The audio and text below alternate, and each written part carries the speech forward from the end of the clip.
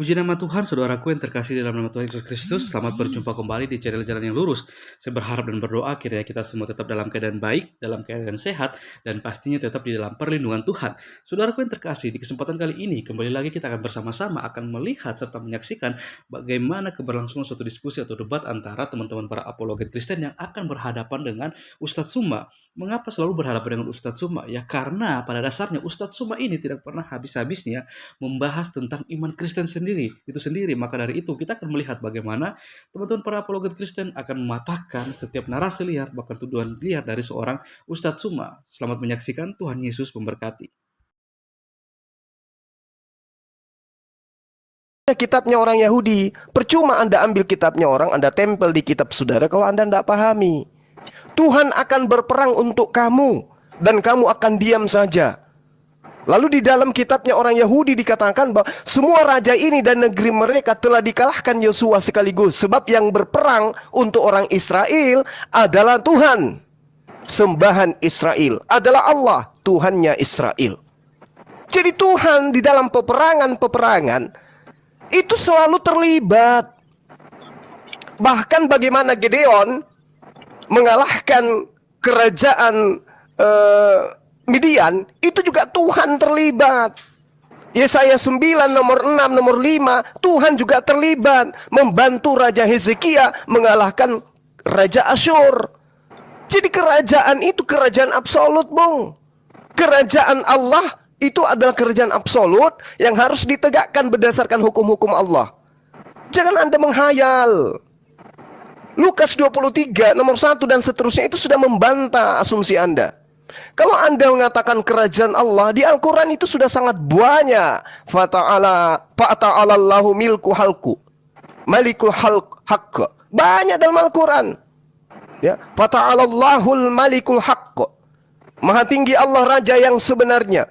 Kalau yang itu yang Anda mau, Al-Quran banyak tumpah-tumpah data-data dalam Al-Quran. Huwallahu alladzi la ilaha illa huwal malikul quddusus salamul mu'minul muhaiminul azizul jabbar. Kerajaan Allah, langit dan bumi. Kalau itu yang Anda minta.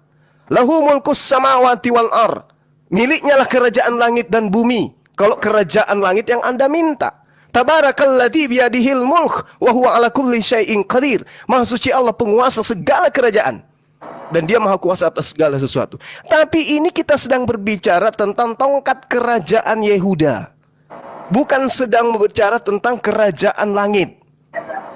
Ya, Yeremia 9 nomor 11 yang saya katakan kepada saudara tadi. Aku akan membuat Yerusalem menjadi timbunan puing, tempat persembunyian serigala-serigala. Aku akan membuat kota-kota Yehuda menjadi sunyi sepi, tidak berpenduduk lagi. Yesaya 64 di situ juga dijelaskan, kota-kotamu yang kudus sudah menjadi padang gurun. Sion sudah menjadi padang gurun, Yerusalem menjadi sunyi sepi. Bait kami yang kudus yang agung, tempat nenek moyang kami memuji-muji engkau, sudah menjadi umpan api. Maka milik kami yang paling indah sudah menjadi reruntuhan. Kristen jangan mimpi di sini. Kerajaan Yehuda lari ke Kristen itu di mana poinnya? Yang mana dipatikan? Karena kerajaan yang dituntut itu adalah kerajaan absolut. Kemudian, ini satu hal yang perlu saudara pahami. Ya, ketika berbicara Yehuda, Anda harus paham bahwa orang-orang Arab dan juga orang-orang Yahudi itu mereka merekam nasab mereka. Hubungan Ibrahim Ismail itu mereka rekam. Kedar itu merujuk kepada Nabi Muhammad SAW. Itu terdapat di dokumen internal Yahudi, namanya I'rab, surat-surat Harambam. Ya, Mose bin Maimun itu adalah rabi yang otoritasnya tertinggi, yang mencatat dengan rapi bahwasanya Rasulullah Muhammad SAW itu adalah keturunan dari Daud juga, dari istri dari moyangnya, buyutnya, ya, Hashim. Salma binti Amr itu adalah keturunan Yehuda. Dan itu adalah nenek daripada baginda Rasulullah Muhammad SAW. Itu yang perlu saudara pahami. Jadi kalau Anda berbicara mengenai harus darah Yehuda, harus begini dan begono, kami punya data itu. Orang-orang Madinah yang berasal dari Yaman, orang-orang Temanin, orang-orang Yehuda, itu adalah orang yang jelas-jelas berasal dari suku Najar. Bani Najar dari keturunan Yehuda, ya keturunan Yahudi, Itu adalah jelas rujukannya ke ras Geluta. Nah, itu yang perlu Anda pahami. Itu pelajaran internal kami. Dia adalah pemimpin orang-orang buangan keturunan dari Raja Daud. Jadi Rasulullah Muhammad SAW itu bukan orang sembarangan, Bung. Dia dari garis ibunya, dari neneknya Salma itu ada garis keturunan dari Nabi Daud. Jadi nggak bisa Anda kemudian mungkiri itu. Dan faktanya memang kerajaan Allah itu diberikan kepada beliau. Kepada siapa kerajaan Yehuda itu diberikan? Kepada Kristen rupanya. Mana kerajaannya? Ada kerajaan yang Kristen gitu? Vatikan gitu ya? Nggak bisa, Bung. Tadi di awal saya sudah menjelaskan kepada saudara bahwasanya Yesaya 66 nomor 23, sabat berganti sabat, bulan berganti bulan, semua manusia akan datang untuk sujud menyembah di hadapan Tuhan. Sujud loh ya. Bukan salto-salto, bukan ini perintah, ini nubuatan, dan itu hanya berlaku kepada baginda Rasulullah Muhammad SAW dan umatnya.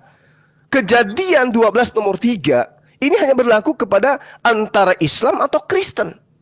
Aku akan memberkati orang-orang yang memberkati engkau. Siapa yang memberkati Abraham siang dan malam? Umat Islam.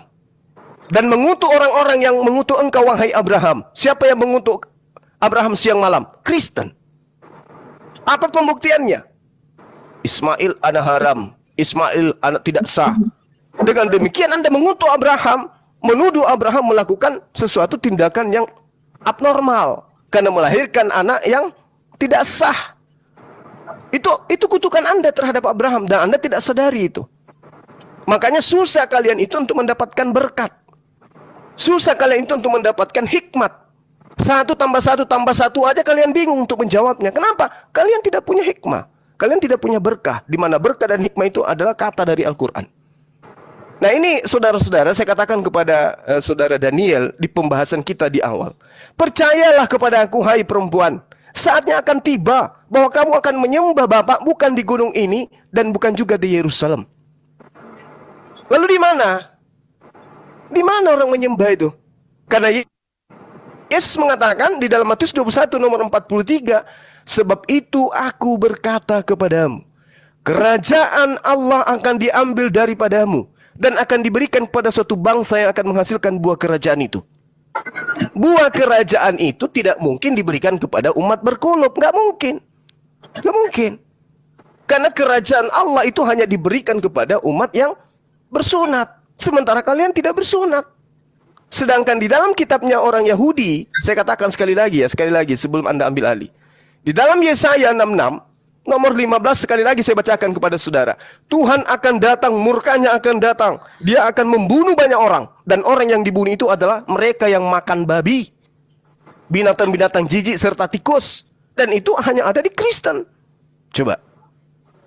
Itu yang Anda harus pahami. Jadi kerajaan Yehuda dikatakan di Kejadian 49 nomor 10 tidak akan berpindah sebelum yang berhak itu datang. Di situ tidak dipersyaratkan harus dari keturunan Yehuda, nggak ada syaratnya. Kalau dari keturunan Yehuda, ya Anda harus melihat Yeremia 30 nomor 30 itu. Keturunan Yoyakim tidak akan duduk lagi di atas tahta Daud. Yesus keturunan Yoyakim. Jadi mau lari kemanapun itu tidak akan pernah bisa. Kerajaan Yehuda, kerajaan Tuhan hanya diberikan kepada dia yang mampu menegakkan hukum-hukum kepada bangsa-bangsa. Yesus tidak mampu, Bung. Untuk menyadarkan Yudas aja dia nggak mampu. Apalagi mau menyadarkan ke bangsa-bangsa. Bagaimana dengan Kristen? Oh, Kristen itu keajaran yang didukung penuh oleh pemerintahan penguasa kekaisaran Romawi. Makanya mereka gampang tersebar kemana-mana. Tapi kerajaan Romawi itu bukan kerajaan Yehuda. Bukan kerajaan Allah. Allah tidak pernah ikut terlibat di dalam peperangan mewakili orang Romawi. Nggak pernah. Tapi kalau dibilang Gedeon, Hizkia, Daud, Musa, Salomo, itu baru betul. Tuhan turun kemudian untuk membantu mereka melalui perantaraan malaikat. Demikian. Oke, saya jawab ya. Tadi saudara bilang kerajaan Allah bukan Roma. Siapa bilang Roma? Itu ngaco. Apalagi Arab, lebih ngaco lagi. Jadi ngaconya udah 2 kali. Saya bilang ngaco itu merujuk pada logika falasi Anda ya. Jadi cocokmologi itu ngawur semua. Saya bilang ngawur karena apa? tiba-tiba dia ngutip Yesaya, ya, Yesaya. Yesaya berapa tadi ya? Awalnya itu mengutip bahwa Yerusalem akan sepi, kemegahannya akan hancur, ya kan? Kemegahan Israel itu apa? Yerusalem itu apa? Bait suci. Itu supaya saudara tahu ya. Saya bantu saudara. Itu mungkin orang lain nggak tahu, tapi saya kasih tahu saudara. Kenapa kemegahan Yehuda itu adalah bait sucinya? Karena disitulah kemuliaan Tuhan itu dinyatakan. Saya nanya, sejak kapan kemuliaan Tuhan itu dinyatakan di Ka'bah Anda? Sorry, saya nanya. Kemuliaan Tuhan itu nampak ya di Israel waktu Kristus belum datang. Itu ada tabut perjanjian dan kemuliaannya itu berdiam di atas tabut itu. Sekarang saya nanya kamu, yang kamu bilang itu di offer ke Arab itu di mana sih? Mana sih kemuliaannya berdiam di sana? Saya nanya nih bro, serius. Nggak ada tuh tabut perjanjian di situ. Bahkan itu nggak boleh sembarangan orang masuk untuk berhadapan dengan tabut itu. Cuma imam besar yang sudah menyucikan dirinya pula. Jadi imam besar aja kalau dia nggak menyucikan dirinya, dia nggak bisa masuk. Apalagi saudara. Imam besar itu siapa? Orang Lewi, saudara. Ya, belajar lagi. Anda mau ini, aduh kasihan sekali kalau mau dibilang. Imam Lewi itu yang ngurus-ngurus Ka'bah itu orang Lewi ya? Saya nanya, saudara. Wah, Lewi aja sekarang dicari itu nggak ada. Orang Israel itu semua sudah kawin campur. Bagaimana? Orang Lewi itu dituntut untuk apa? Jangan kawin campur. Lalu kamu mau bawa Lewi yang kawin campur aja itu udah nggak bisa. Contoh, saya tunjukin logika yang kacau itu kamu berulang-ulang menampilkan. Di zaman ketika Samaria itu sudah akhirnya juga mendirikan bait suci tandingan di Gerizim, ya, itu salah satu imam itu membelot bergabung dengan Sanbalat, lalu Sanbalat membantu membangun bait suci gitu, tandingan ya. Maka di zaman Tuhan Yesus itu di Yohanes 4 ayat 24 ayat 21 sampai 24 dikatakan, engkau tidak akan menyembah Allah lagi di Gerizim maupun di Yerusalem. Artinya apa? Bait suci yang buatan tangan manusia ini nggak akan lagi menjadi kiblat manusia. Kamu paham di situ? Harus paham. Kenapa nggak menjadi kiblat lagi? Karena bangunan yang buatan tangan manusia ini dapat dihancurkan. Kerajaan Israel itu kemegahannya adalah bait suci. Kalau bait suci itu hancur, nggak ada gunanya lagi tuh kerajaan itu. Jadi bait suci kalau dihancurkan nggak ada gunanya lagi. Nah sekarang pertanyaannya, gunanya kan? Lalu bait suci bagi orang Kristen itu apa sekarang? Nah gereja ini adalah representasi dari bait suci itu. Yesus bilang begini di Yohanes 2 ayat 19-21. Catat ya, saudara catat. Nanti saya tagih Anda menjelaskan, jangan kabur. Imam itu coba saudara jelaskan. Ya. Jangan bawa imam-imam ngaco gitu. Yahudi sekarang aja imam-imamnya itu semua mereka nggak bisa kuduskan. Karena apa? Imamnya itu bercampur itu. Makanya bait Allah itu pun nggak jadi-jadi itu. Ya. Saya jelaskan bait suci dalam kekristenan itu seperti apa. Dia bilang begini. Robohkanlah bait Allah ini dalam 3 hari. Ya. Lalu kata orang Yahudi gimana? 46 tahun orang membangun bait suci ini. Dia berkata dalam 3 hari dia akan membangunnya. Lalu di ayat 21 dibilang, yang dimaksudkan dengan bait Allah ialah tubuhnya sendiri. Tubuh Kristus itu adalah orang percaya, orang Kristen, jemaat, gereja. Itulah tubuh Kristus. Itulah bait Allah sesungguhnya. Ketika orang Kristen dianiaya, mereka nggak musnah.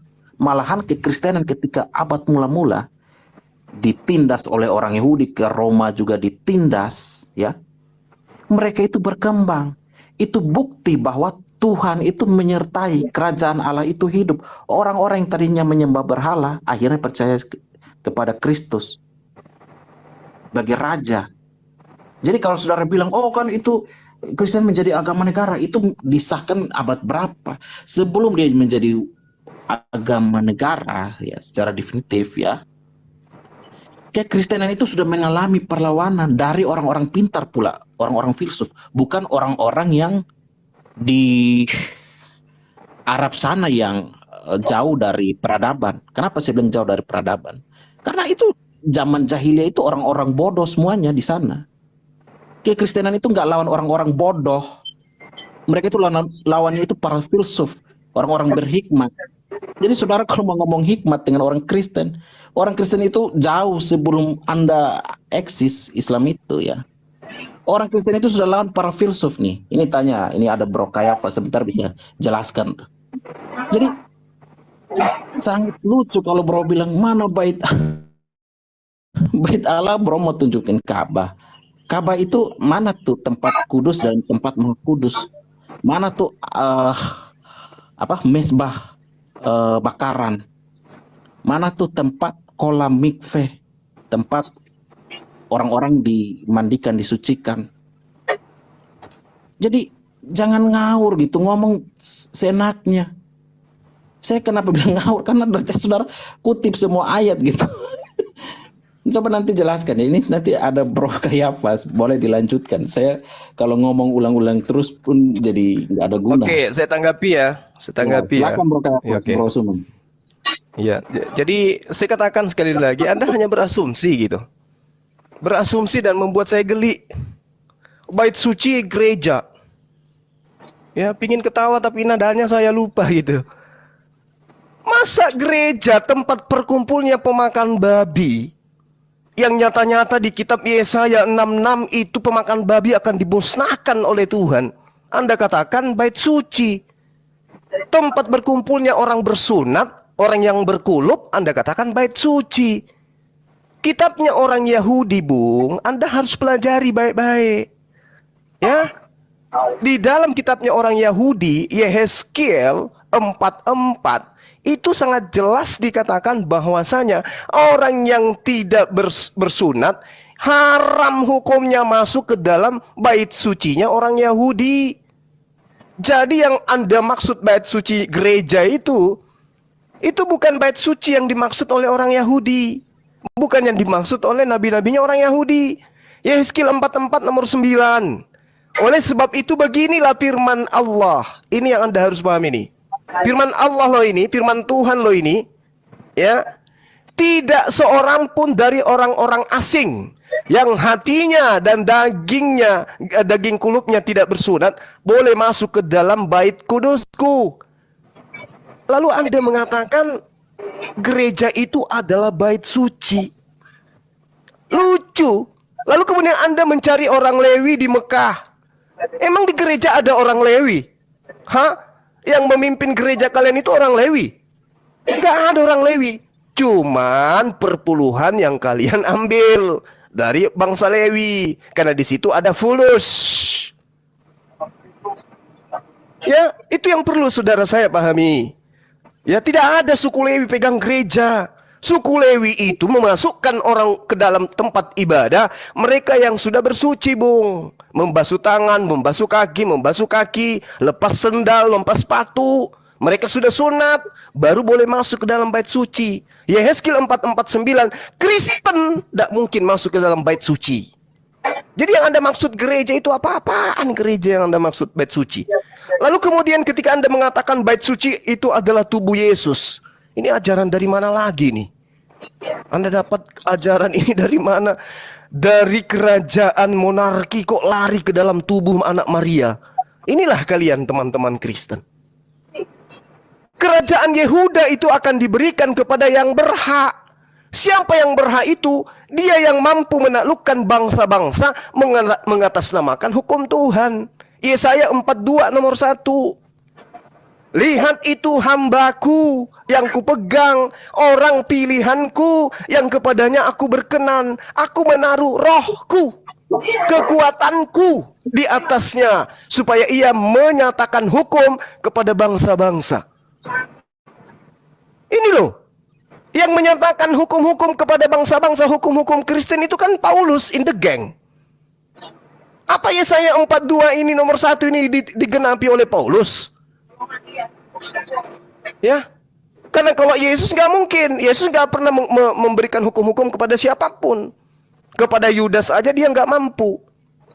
Sementara yang dikatakan di sini, supaya dia, hambaku yang kupilih itu, menyatakan hukum kepada bangsa-bangsa. Paham itu? Yesus gagal, tidak bisa. Paulus mungkin. Nah sekarang apakah betul Paulus yang dinubuatkan di Yesaya 42 nomor 1 ini? Ya. Nah kemudian ketika saudara mengatakan bahwasanya kerajaan yang ada di Mekah itu mustahil adalah kerajaan Tuhan. Faktanya siang dan malam apa yang ada di kitabnya orang Yahudi itu digenapi di sana, Bung.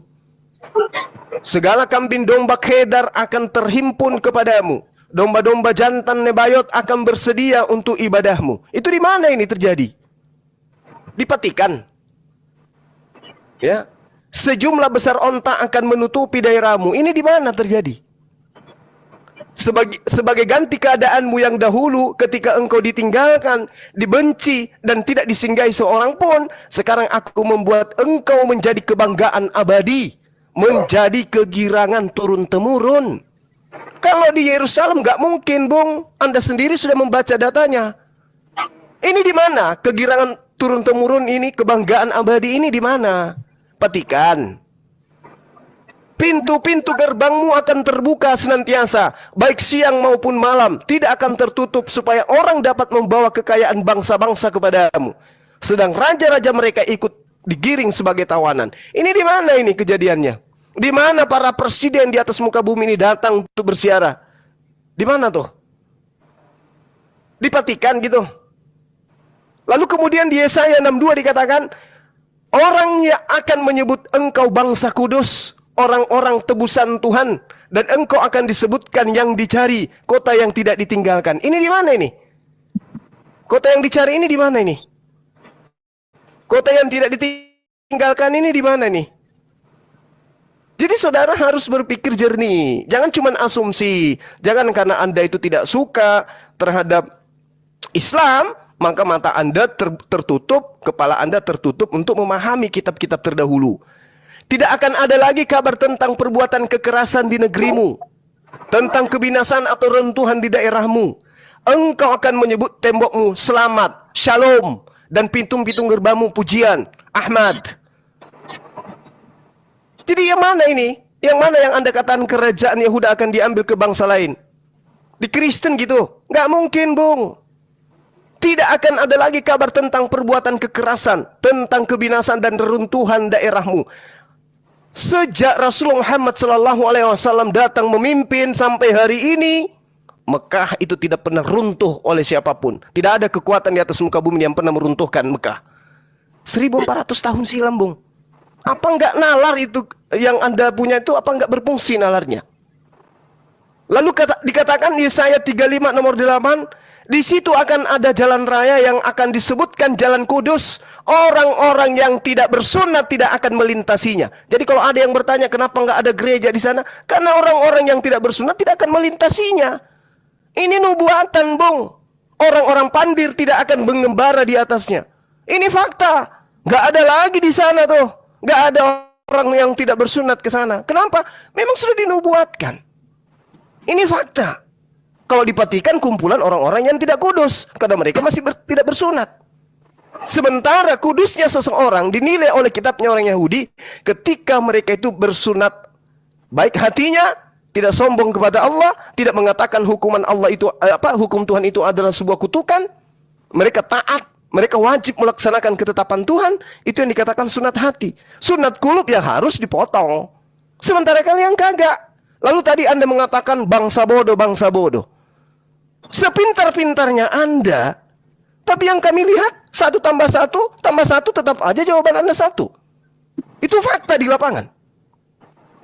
Lalu kemudian Anda harus baca nubuatan lagi tuh tentang bangsa yang ummi, bangsa yang bodoh. Ya. Di dalam Ulangan 32 nomor 21. Mereka membangkitkan cemburuku dengan yang bukan Tuhan. Mereka menimbulkan sakit hatiku dengan berhala mereka. Sebab itu aku akan membangkitkan cemburu mereka dengan yang bukan umat. Dan membuat hati mereka sakit dengan menggunakan bangsa yang bodoh. Ayo, kepada bangsa mana Israel hari ini marah? Kepada bangsa mana hari ini orang Israel marah? Kepada orang Amerika kah? Kepada Kristen kah? Atau kepada bangsa Arab? Pakai nalar, Bung. Aku akan membangkitkan amarah dan cemburu Bani Israel dengan menggunakan bangsa yang bodoh, bangsa yang ummi, yang Anda katakan bodoh tadi. Bangsa yang Anda katakan bodoh berjaya 1400 tahun, kerajaannya kokoh sampai hari ini. Kerajaan Yehuda sekarang tolong tunjukkan kepada saya, mana tuh kerajaan? Mana? Ada. Ya, jadi yang bodoh itu, kesimpulan dari saya yang bodoh itu adalah mereka yang tidak bisa menjawab dengan pasti 1+1+1 sama dengan 3. Silakan. Oke, mungkin setelah ini Bang siapa ya, Kayafas ya, cuma 3 menit lah saya ngomong. Tadi dia katakan bahwa tubuh Yesus itu bukan bait Allah. Nah, di sini saya ajarin ya, saya baca, bukan dongeng. Ya, kalau saudara bawa-bawa dari tadi itu kebanyakan narasi bebas nggak jelas. Ya, buka ini Yohanes. Anda kan tadi ngutip-ngutip Yohanes, ini saya tunjukin. Yohanes 2 ayat 19. Jawab Yesus kepada mereka, rombak bait Allah ini. Berarti bait Allah yang mana? Yang bangunan atau yang mana? Dan dalam 3 hari aku akan mendirikannya kembali. Lalu kata orang Yahudi kepadanya, 46 tahun orang mendirikan bait Allah ini. Engkau dapat membangunnya dalam 3 hari. Tetapi yang dimaksudkannya dengan bait Allah ialah tubuhnya sendiri. Tubuh Kristus itu apa? Saya jelaskan lagi ya. Tubuh Kristus itu adalah gereja. Di atas batu karang ini aku akan mendirikan jemaatku. Gereja. Dan alam maut tidak dapat menguasainya. Orang Kristen itu sekalipun dibunuh malahan bangkit orang-orang yang percaya yang tambah banyak lagi tuh. Nggak ada orang Kristen di zaman para rasul itu memberitakan Injil dengan kekerasan. Lu nggak percaya gue penggal lo. Nggak ada begitu. Malahan terbukti semakin mereka dianiaya, semakin nyatalah kebenaran itu disampaikan, dinyatakan. Itu poin pertama tentang bait Allah. Jadi kalau nggak paham tentang bait Allah, nggak usah ngomong, nggak usah ngoceh. Bikin malu-malu aja ya. Saya tunjukin dasar perjanjian lamanya di mana. Ya, ini pelajaran bagus. Kalau saudara dari tadi bahas Alkitab, saya senang. Ya, nggak usah lah bahas kitab saudara kalau saudara nggak mau ya. Kalau saudara mau ya silakan.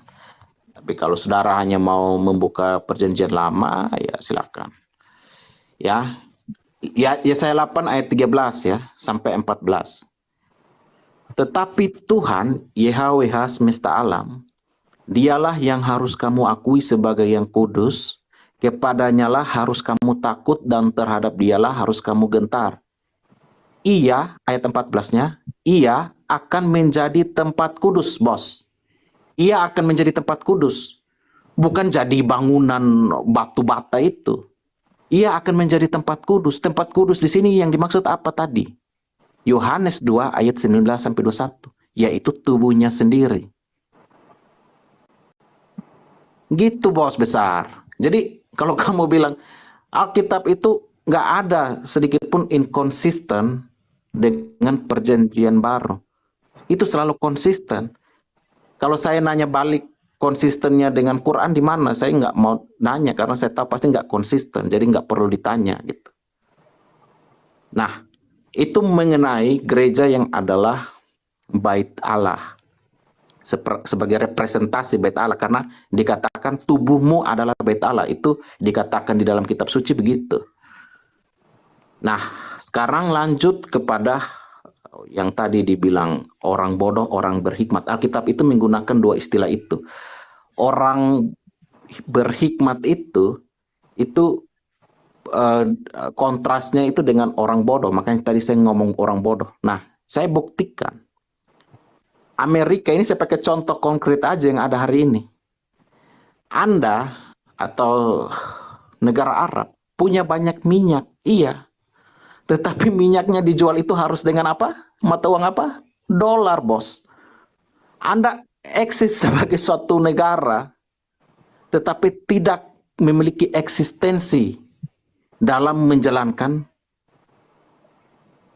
regulasi dalam hal ini. Ini saya pakai salah satu contoh aja, biar Anda belajar juga tentang kebijakan publik. Ya, dia itu masih terpengaruh, masih dijajah oleh apa? Oleh politiknya Amerika. Jual minyak pakai dolar, bos. Itu yang namanya penjajahan yang sejati begitu. Bukan dijajah secara ideologi. Ideologi tentu nilai-nilainya Anda pasti ambil dari Quran. Untuk menjalankan bangsa Arab itu dijalankan syariat-syariatnya dari situ. Tetapi saudara lihat, dalam praktiknya yang Anda bilang tadi itu Anda agung-agungkan, orang Amerika itu apa sih? Yahudi, Kristen banyak di situ. Ya, sekalipun Anda bilang itu Yahudi yang udah campur baur, ya silakan. Tapi orang berhikmat, orang Kristen malah yang paling banyak di Amerika. Jadi siapa yang mengendalikan siapa? Ini mohon maaf, saya bicara data. Anda silakan bantah. Orang Indonesia mau beli minyak dari Arab, beli dengan dolar, bos. Itu nyata hari ini. Jadi eksistensi sebagai suatu negara itu di mana saya nanya? Harusnya dibeli dengan rial dong. Namanya kan negara berdaulat. Kok daulatnya dikendalikan gitu. Jadi jangan terlalu bangga ya mengucapkan sesuatu yang nggak dipahami. Kalau saudara mau bahas Alkitab, ya bagus. Tetapi kalau sudah mengkaitkan dengan ini, coba buktikan gitu. Kalau hanya cocokmologi begitu, orang Kristen itu malu kalau dia pakai cocokmologi. Nggak bisa begitu. Data-data sejarah-sejarah itu mencatat semuanya jelas. Israel itu ketika dia menjadi sunyi itu ditulis oleh Yesaya itu sebelum dibuang ke Babel. Jangan ditarik ke Arab. Itu Arab itu 1 abad loh. 600 abad ke-6 kan, abad 6 Masehi. Yesaya abad 7 sebelum Masehi, 1000 tahun lebih.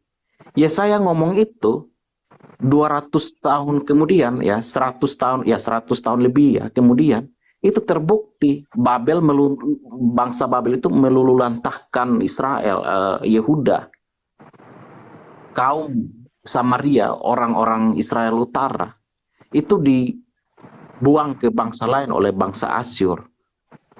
Nah, disitulah masuklah sinkretisme. Bangsa lain dimasukkan ke bangsa Israel Utara, Samaria, lalu terjadilah kawin-mawin di sana. Itu dasar penolakan orang Yahudi menolak orang Samaria. Coba Anda jelaskan kayak begini, coba saya mau dengar. Nggak ada, tadi Anda ngomong itu nggak jelas kayak begini. Ya silakan Bro Kayafas, saya turun dulu. Atau Bro Malikil mau naik, silakan. Silakan Bang Kaisar, Bang Malikil mau naik tuh.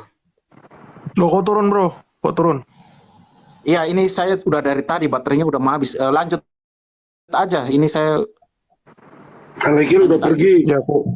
Udah Kalau sinyalnya. boleh lanjut. Lanjut. Ya, Gimana, saya host? tanggapi dulu ya. Lanjut. Ya, ya. Iya, saya tanggapi dulu. Oke, baik. Jadi, saudara dengan PD-nya mengatakan tubuh Yesus itu adalah bait Allah.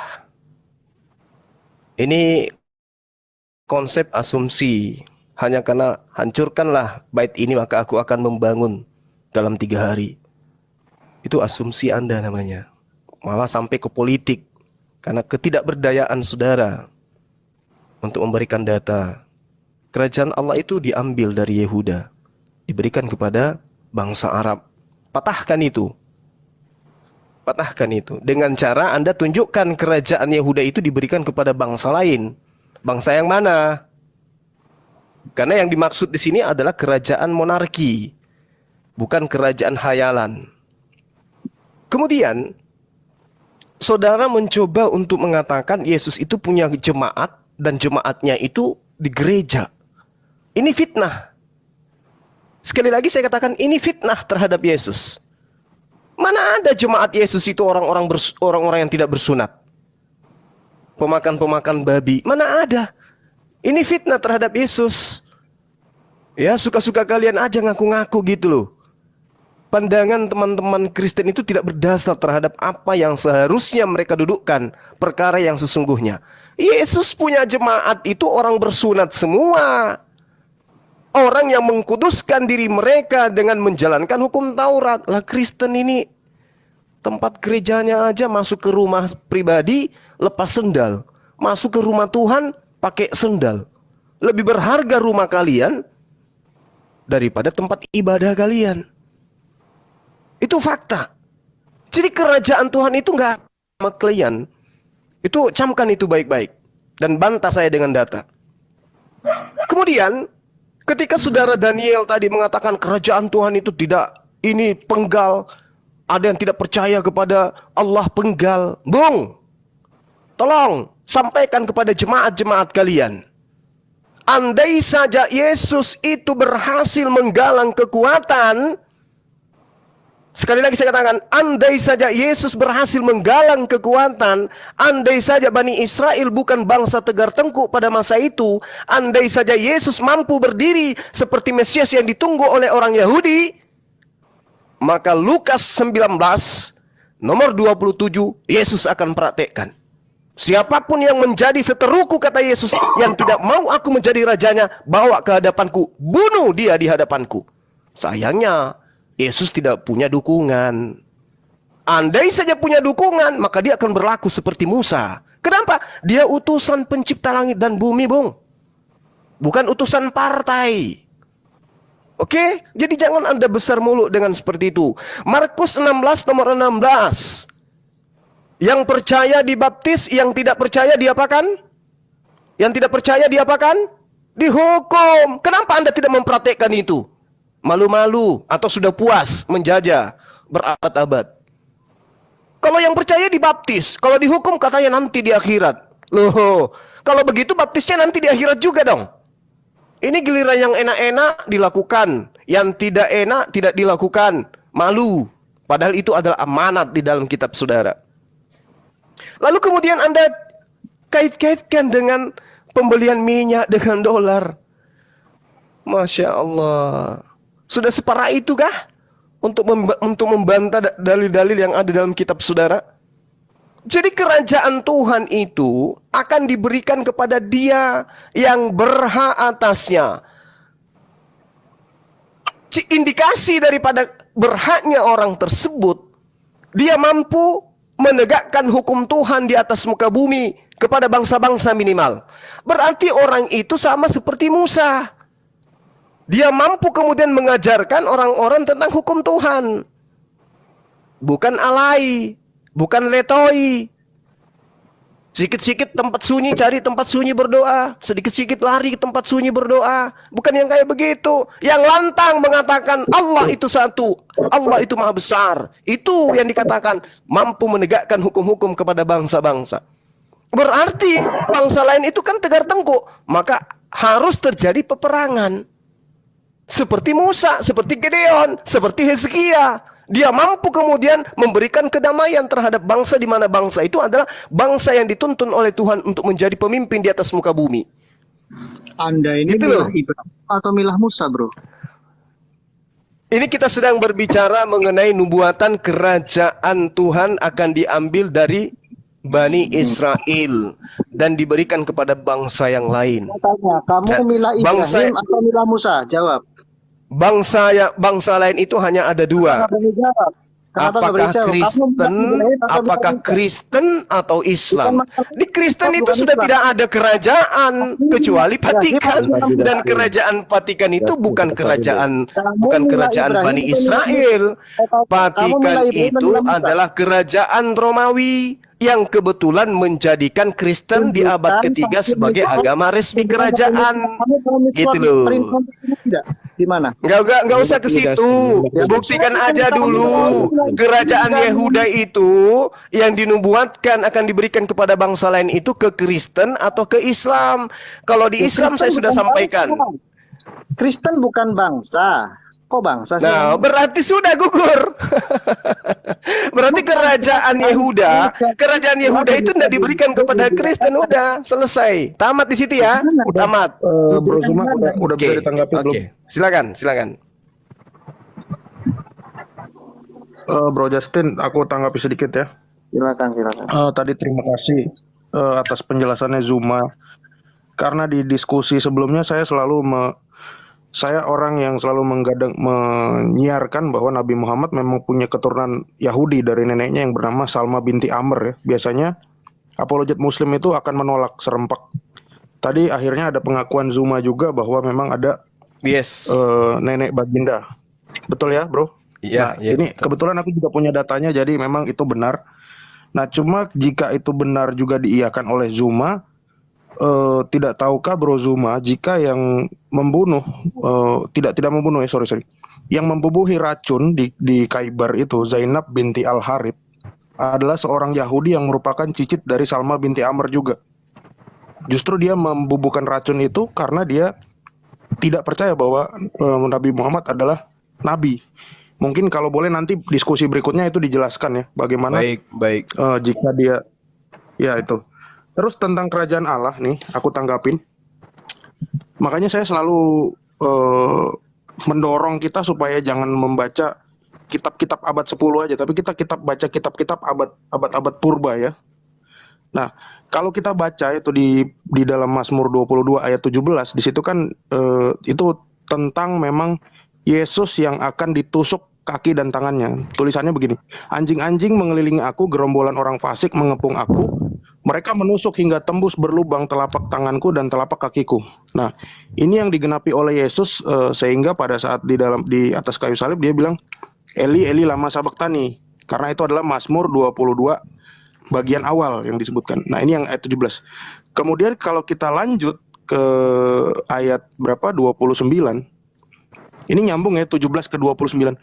Sebab Tuhan itulah yang mempunyai kerajaan, dialah yang memerintah atas bangsa-bangsa. Nah, kerajaan Allah ini memang dijelaskan di sini. Karena itu penyalipan itu adalah pintu gerbang kerajaan Allah itu datang. Makanya Yesus bilang, bertobatlah karena kerajaan Allah sudah datang. Nah, kerajaan Allah yang datang itu dalam rupa apa? Itu dalam rupa Roh Kudus. Sehingga semua yang menjadi pengikut Kristus, itu pengikut Mesias, itu harus dibaptis. Tidak bisa hanya dengan pengetahuan akademik atau cuma dengan syahadat, 2 kalimat syahadat dengan nama Yesus, nggak bisa.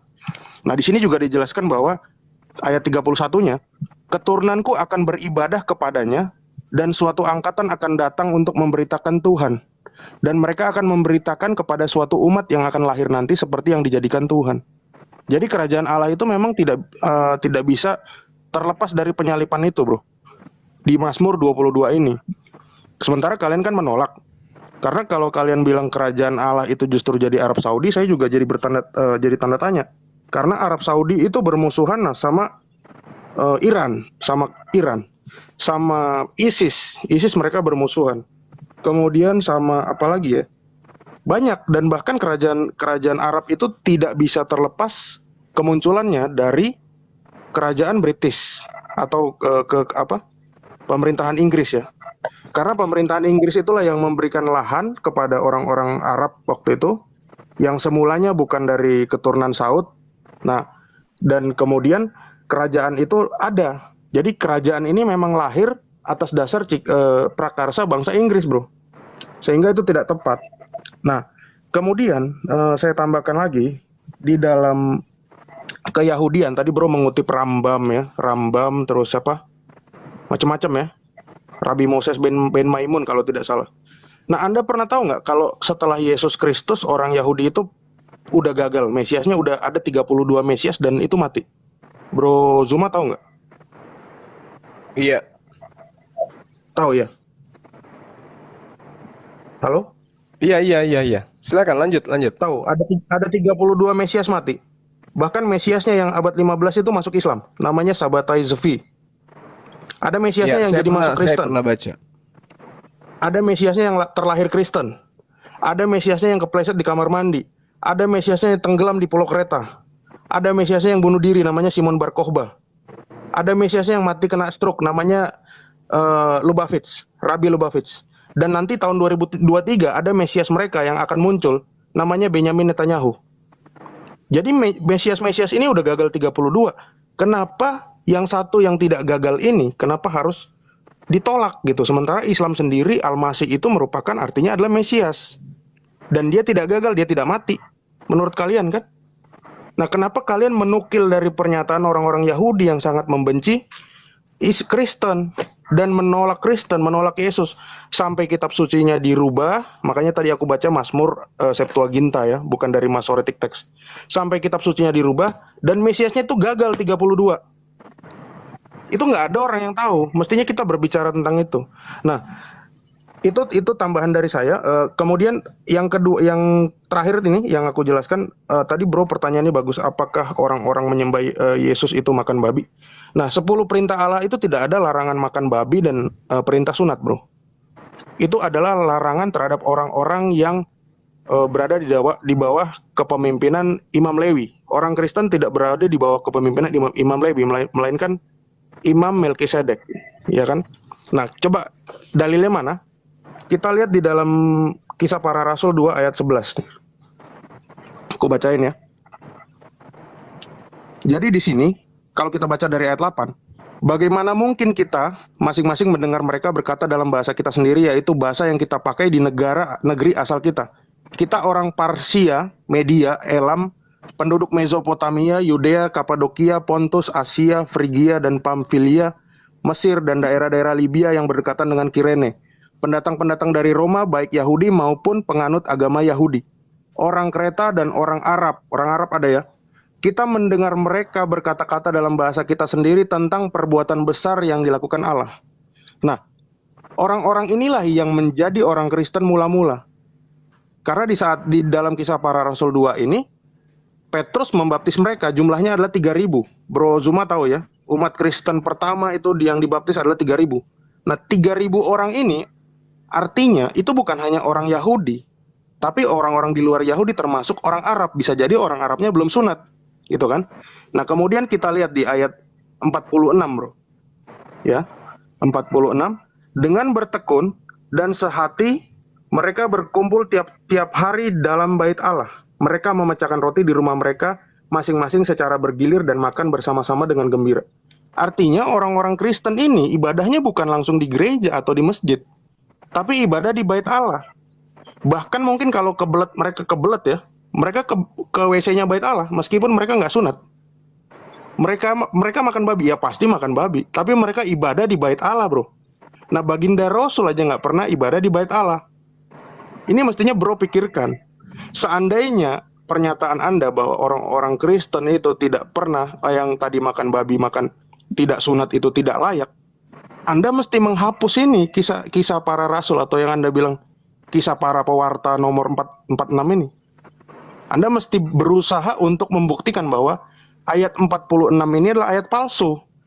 Nah, tapi baginda Muhammad pun hingga akhir hayatnya dia tidak bisa menjelaskan bahwa ini ayat palsu.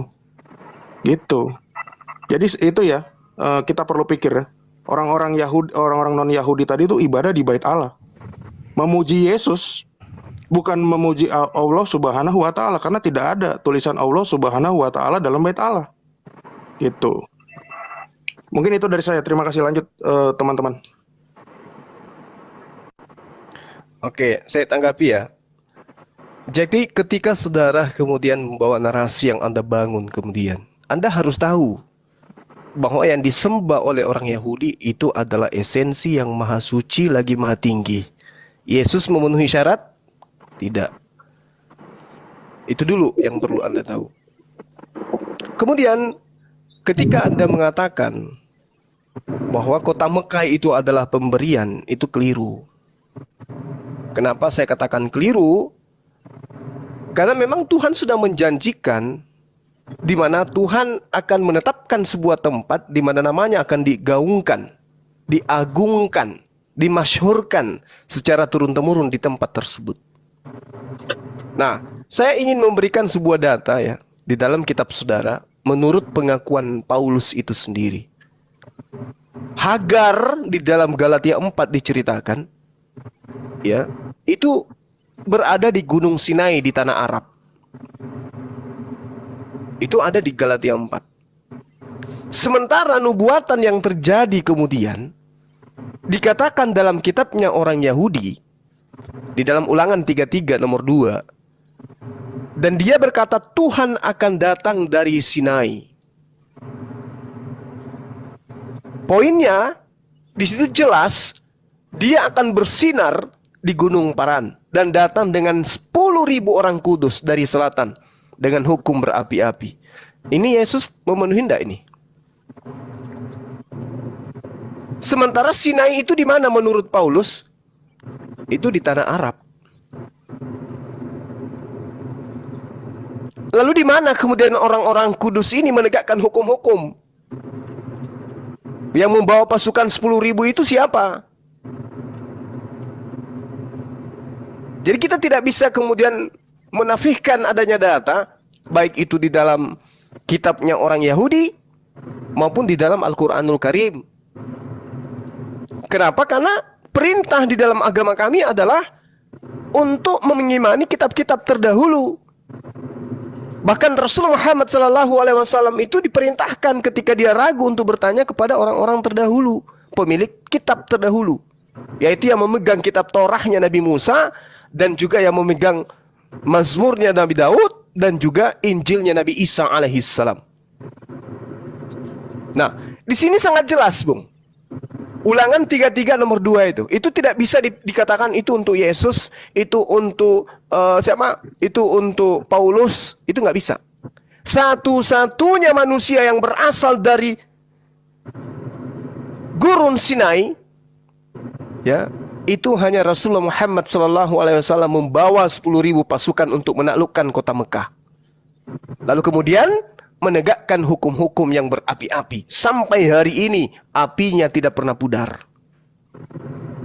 Nah, ini adalah satu hal yang sangat sederhana untuk saudara-saudara pahami, bahwasanya apa yang diterangkan di dalam kitab-kitab terdahulu itu memang bercerita tentang nubuatan, bercerita tentang sesuatu yang akan terjadi, baik yang terjadi masa lampau, pada masa itu, dan juga masa yang sekarang atau masa yang akan datang. Ini nggak bisa kita pungkiri. Oleh karena itulah kemudian, tadi ketika saya masuk, saya mendengarkan saudara Daniel berbicara mengenai kerajaan Tuhan. Kerajaan Tuhan ini yang ada di Yerusalem ini, jelas adalah kerajaan monarki, kerajaan absolut yang dipimpin oleh seorang raja. Tapi itu tidak ditemukan kemudian di dalam konsep setelah kerajaan itu diambil diberikan kepada bangsa lain. Ternyata hanya ada dua nih, Islam atau Kristen. Kalau di Kristen apa nama kerajaannya? Nggak ada. Sementara kerajaan ini harus diberikan kepada yang hak, yang punya hak, yang akan menegakkan hukum-hukum kepada bangsa lain. Nah, Kristen oleh saudara Daniel diakui, Kristen itu bukan suatu kerajaan. Kristen itu tidak pernah diajarkan seperti apa yang diceritakan oleh Bang Zuma. Lah kalau begitu berarti Kristen gugur di situ. Satu-satunya kandidat hanya Islam. Kenapa? Kalau dikatakan Kristen, hukum Kristen itu yang dari Tuhan itu yang mana? Hukum kasih. Kasih menurut Tuhan itu adalah tetap setia menjalankan perintah, ketetapan, dan hukum-hukum yang ada di dalam hukum Torah. Kristen melakukan? Tidak, gugur. Renungkan baik-baik, kerajaan Tuhan itu jatuhnya kemana? Apakah ke Kristen atau ke Islam? Karena kata Yesus, engkau akan melihat kerajaan itu dari buahnya. Artinya hukum-hukum Tuhan itu akan kita lihat Di mana hukum Tuhan itu diproklamirkan ke seluruh bangsa-bangsa? Apakah di Islam atau di Kristen? Karena yang saya tahu, hukum yang digaungkan oleh Kristen itu adalah hukum yang diasalkan dari Paulus, bukan dari Yesus, bukan dari hukum Taurat, bukan dari kerajaan Yehuda, tetapi adalah murni dari ajaran Paulus bersama dengan teman-temannya. Itulah yang digaungkan oleh teman-teman Kristen hari ini, dan saya tetap menghargai itu. Perbedaan adalah suatu gambaran bahwa Tuhan menciptakan kita dengan sempurna. Silakan. Ya, siapa nih? Justin. Saya pas. Saya pas. Ya, mungkin ada tambahan dari saudara Ikhwan. Dulu ya. Jadi gini ya. Jadi dari tadi kan yang Pak Zuma ini sampaikan kan masih belum tegas ya, mengatakan bahwa kerajaannya adalah kerajaan apa? Zaman Muhammad kah? Zaman sekarang kah? Zaman khalifah kah? Sahabat kah? Dan sebagainya. Yang terjadi kan setelah zaman Muhammad justru peperangan di mana-mana ya. Abbasiyah dengan Umayyah dan sebagainya. Penerus Muhammad juga, mohon maaf ya, yang saya dengar juga saling berperang. Sekarang sampai saat ini Syiah juga masih ada ya, pengikut dari Ali. Nah, saya mau bacakan di Mazmur 8 ya, Mazmur 2 ayat 6 ya. Jadi, akulah yang telah melantik rajaku di Sion, gunungku yang kudus. Jadi, Sion ini pada zaman Salomo adalah di kota Yerusalem, bukan di tempat lain. Nah, kerajaan Kristus juga kerajaan yang bersifat rohani. Maka Yesus mengatakan kerajaanku bukan dari dunia ini. Artinya berasal dari atas. Ini bicara tentang tugas Mesias untuk memulihkan segala sesuatu. Yang dipulihkan apa dulu? Yang dipulihkan adalah kodrat manusia dulu, supaya bisa terbuka pendamaian antara Allah dengan manusia. Jadi di Islam tidak ada teologi yang sedalam ini. Di Islam tidak bicara tentang perjanjian Allah dengan Abraham. Mila Ibrahim hanyalah dikatakan sunat. Kan repot kalau seperti ini, ngejomplang, jaka sembung, nggak nyambung. Kalau kami dengan orang Yahudi paham apa itu teologi perjanjian, apa itu janji Allah kepada Abraham, tanah, keturunan, dan berkat. Nah, dan Allah Anda juga mengakui bahwa Isa yang Anda sangka sebagai Yesus itu Al-Masih. Mesias itu keturunan dari Israel, bukan Ismail gitu. Jadi logika apa yang mau Anda bangun? Kalau saya bawa ke teologi yang sifatnya lebih dalam, nggak akan mampu. Karena kalian hanya bicara Allah yang esa, Allah yang esa. Allah yang esa kami sudah final. Hanya saja kalian tidak pernah memahami Allah yang esa. Jadi kan repot Pak Kaisar. Kalau literasinya hanya seperti ini. Dan akhirnya apa? Tidak pede menggunakan kitabnya. Akhirnya tafsir bebas kitab Yahudi. Kekristenan tidak pada posisi pengecut gitu. Perjanjian lama tanah itu kami jelaskan. Apa yang dimaksud janji Allah kepada Abraham? Dari Abraham ini lahir suatu bangsa, yaitu Israel. Makanya Yesus mengatakan, perkataan Yesus ya, sebentar ya. Di Lukas, sebentar ya. Nanti saya cari ya, jadi perkataan Yesus di Yohanes 7 ayat 22 ya. Ini perkataan Yesus nih bro. Jadi Musa menetapkan supaya kamu bersunat. Yesus berkata apa? Sebenarnya sunat itu tidak berasal dari Musa. Nah, tetapi dari nenek moyang kita, dan kamu menyunat orang pada hari Sabat dan seterusnya. Jadi Anda tidak paham apa itu hukum Musa. Hukum Musa itu tipologi dari pohon pengetahuan baik dan jahat yang selalu berujung pada kematian. Hukum Musa diberikan karena Allah tidak akan lagi memusnahkan manusia di zaman seperti zaman Nuh. Nah, orang mengenal hukum Taurat itu kudus, bagus, tetapi manusia yang bermasalah, manusia tidak mampu memenuhi tuntutan hukum Taurat, yaitu apa? Kematian. Kecuali kalau ada orang yang mampu tidak berdosa, begitu, mampu mengikuti hukum Taurat. Tidak bisa, seluruh orang berdosa. Meskipun ada orang yang taat 100% gitu ya. Itu tidak mungkin memenuhi tuntutan hukum Taurat, yaitu apa? Kematian. Karena di dalam hukum Taurat selalu harus ada kematian jika manusia itu terus berdosa. Nah, akhirnya apa? Yang dilakukan adalah penggenapan dari hukum Taurat itu adalah Yesus Kristus.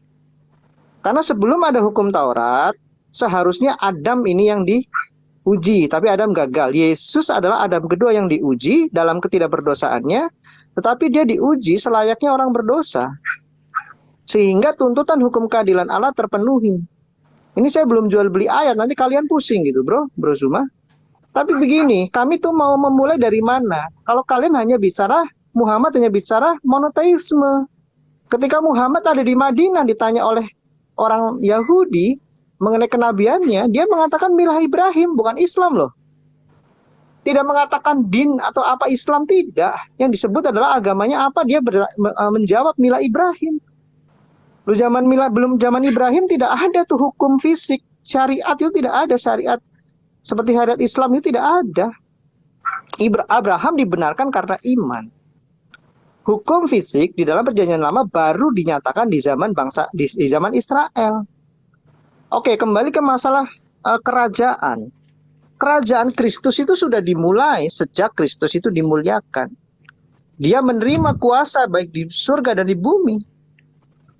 Nah, iblis saat ini tidak lagi berkuasa kepada orang-orang yang memilih beriman kepada karya penebusan Kristus, karya keselamatan Allah.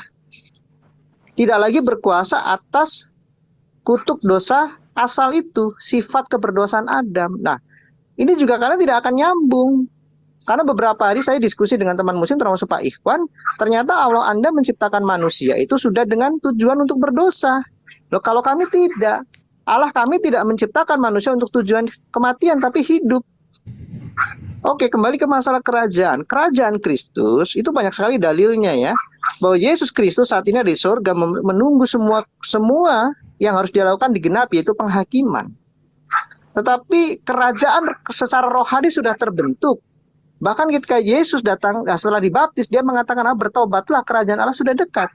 Ketika dia berbicara dengan Nikodemus, dia mengatakan tidak seorang pun melihat kerajaan Allah tanpa dilahirkan dari roh. Yesus juga berkata tidak seorang pun datang kepada Bapa tanpa melalui aku. Dan Yesus juga berkata bahwa dia adalah kepala dan kita adalah tubuhnya. Kepala itu bicara otoritas, bicara kesangrajaan dia. Nah, kalau saya bicara seperti ini, premis-premis yang sampaikan, seperti saya tawarkan, itu akan membuat cermin buat kalian ngejomplang. Kalian nggak ada teologi seperti ini. Ujung-ujungnya kalian harus menggunakan cara, harus apakah tidak seperti menjilat orang Yahudi begitu, bro? Karena di teologi kalian tidak ada. Ini suatu pertanyaan, silahkan aja kamu jawab. Kami harus berdiskusi seperti kalau dengan orang Yahudi, kami bagus, level pertarungannya tuh keren begitu. Kita bicara teologi ini dan itu dan sebagainya. Kalau kalian kan nggak bisa, bro. Sebentar, jangan oke dulu. Ini bahas kekristenan. Kalau bahas Islam, asumsi gereja. Kasih data. Jangan berasumsi. Asumsi apa? Saya banyak data. Masalahnya kamu tidak akan bisa menjawab pertanyaan saya. Sekarang kamu jawab. Kamu milah Ibrahim atau milah Musa? Milah Ibrahim. Nah, milah Ibrahim kenapa kamu harus mengusung-usung hukum Taurat segala macam? Milah Ibrahim apa hukumnya coba? Di perjanjian lama apa? Ada hukum seperti Taurat. Kurban tauhid.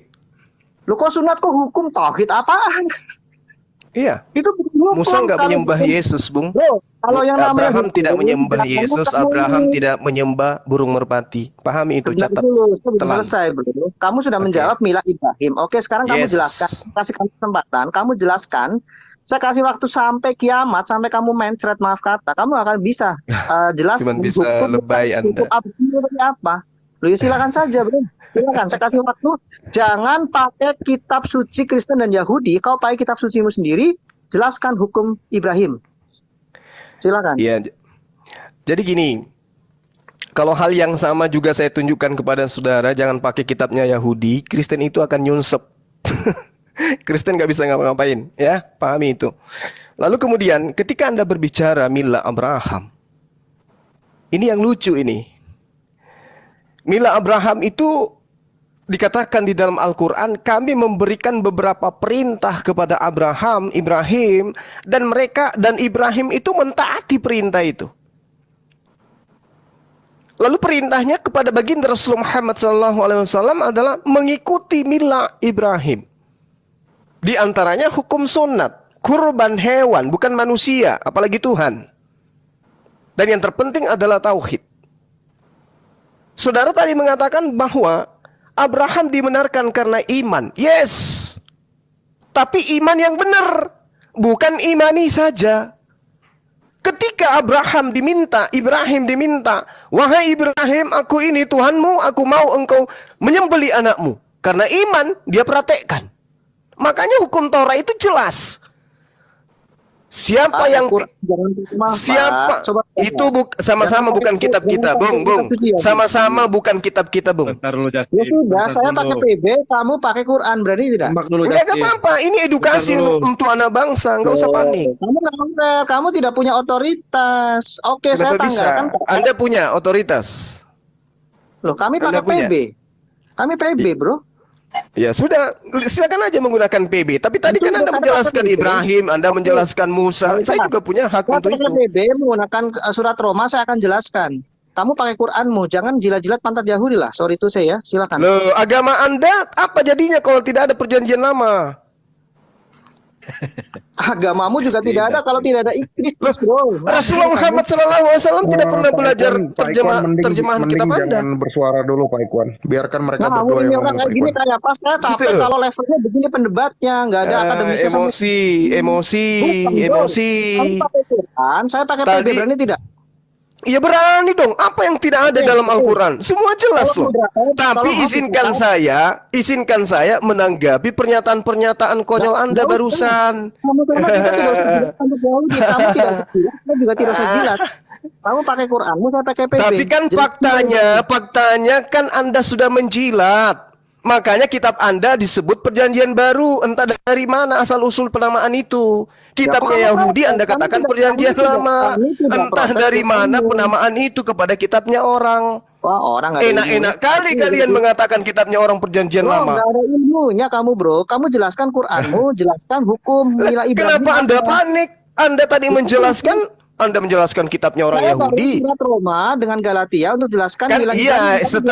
setelah ini. Sekarang aja. Berarti Ya, tidak.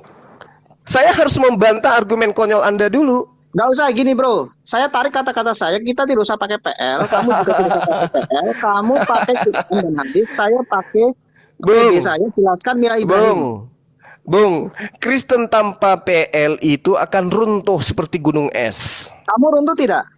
Enggak dong. Ya sudah. Jelaskan nilai Allah Ibrahim. Subhanahu wa taala menerangkan di dalam kitab Al-Qur'an, innani anallah la ilaha illa ana. Kalau saya minta ke PB, mana pernyataan Yesus bahwa dia adalah Tuhan yang Abraham, Ishak dan Yakub? Kamu Ada enggak? banyak singkong. Kamu jelaskan saja, bro. Nilai Enggak. Ibrahim menurut Quran. Enggak, Al-Qur'an menerangkan ya, innani anallah la ilaha illa ana. Saya minta dalil di PB, ada enggak Yesus mengakui hal yang sama? Aku adalah Tuhan yang Abraham, Ishak dan Yakub. Tiada Tuhan selain aku. Ada enggak? Harus Kamu Anda jadi ngambil di Kalau ada PL. apa? Ada nubuatan bahwa Tuhan akan datang, anak itu akan lahir, disebut dengan Allah perkasa. Iya kan? Harus gitu kan? Harus jilat-jilat dulu kan? Kamu, bro. Kamu, bro. Jadi nggak bisa. Izinkan saya menanggapi omongan kosong Anda yang tadi. Oke?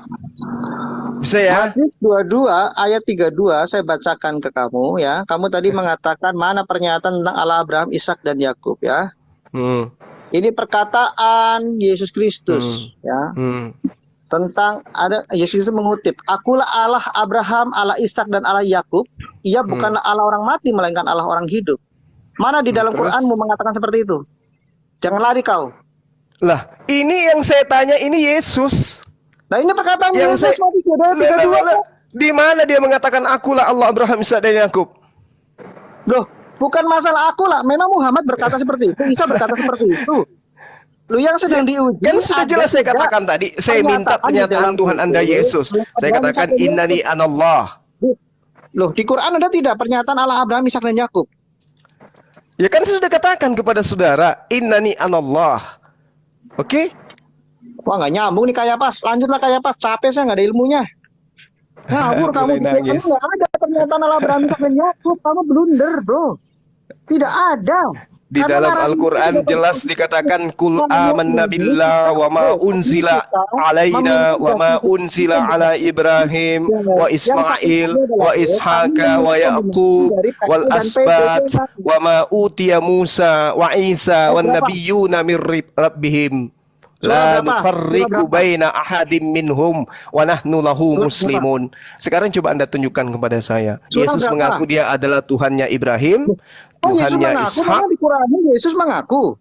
Nah, kan Yang ini Tuhan kamu. terjadi- Tuhan kamu kan Yesus. Tanpa kitabnya orang Yahudi, ku bilang agama Anda itu seperti gunung es. Nah, kalau kamu juga menuhankan Muhammad, kalau saya boleh menilai secara tidak sadar, kan boleh-boleh saja menilai. Kalau salah, Qul menilai. amanna billah wa ma unzila alaina wa ma unzila ala Ibrahim wa Ismail wa Ishaq wa Yaqub. Nah, sekarang saya minta pernyataan Yesus hal yang sama, mengaku Tuhannya Abraham, Ishak dan Yakub. Ada nggak?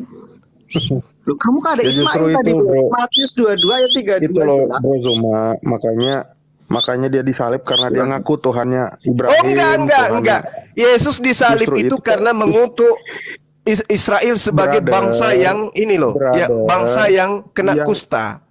Gitu loh. Kalau dia nggak ngaku, bagaimana mungkin Kayafas imam besar menghukum Yesus hukuman mati? Coba jelaskan. Anda keliru Berarti di Kayafas situ. keliru. Ada seorang pun orang Anda Israel. Berarti Anda Kayafas membawa keliru. Kayafas itu murid Yesus yang ke-70 itu datanya di internal kalian, Kayafas. hanya ada di Kristen Ortodoks itu, Bung. Mana ada orang Kayafas Israel itu yang keliru. nama Ismail, ngawur aja. Israel itu pasti Pontius menyebut nama Pilatus Isa. keliru. Hes. Yesus Ini nggak lawan itu- apa loh? Ini lawan sejarah loh, brother. Sejarah mana? Jadi Sejarah si- yang mana? Jadi si Di dalam kitab Sejarah saudara dunia sendiri, Bung, Yesus sendiri ketika dituduh mengaku sebagai Tuhan, Yesus menjelaskan di dalam Yohanes 10 nomor 34 sampai nomor 36. Bukankah di dalam kitab Torahmu, wahai Bani Israel, dikatakan siapapun yang diserahi tugas untuk menyampaikan firman, maka dia adalah Tuhan. Ayo, Bung. Jadi Yesus mengaku dia hanya sebagai penyampai Dia firman. disalib atas dasar apa, bro? Coba Anda lihat di dalam kitab Anda sendiri, Lukas 4.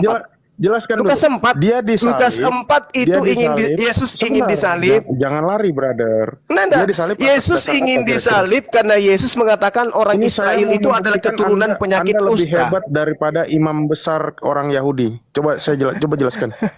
Lukas 4 disalib itu karena Anda salah baca. Lukas 4 Anda baca coba. Lo Yesus nggak ingin usah. disalib Itu kan karena dia menuduh Bani itu kan- Israel itu keturunan apa? Orang yang kena penyakit kusta. Mana dalilnya? Ya Lukas 4, makanya Mana aku dalilnya? bilang.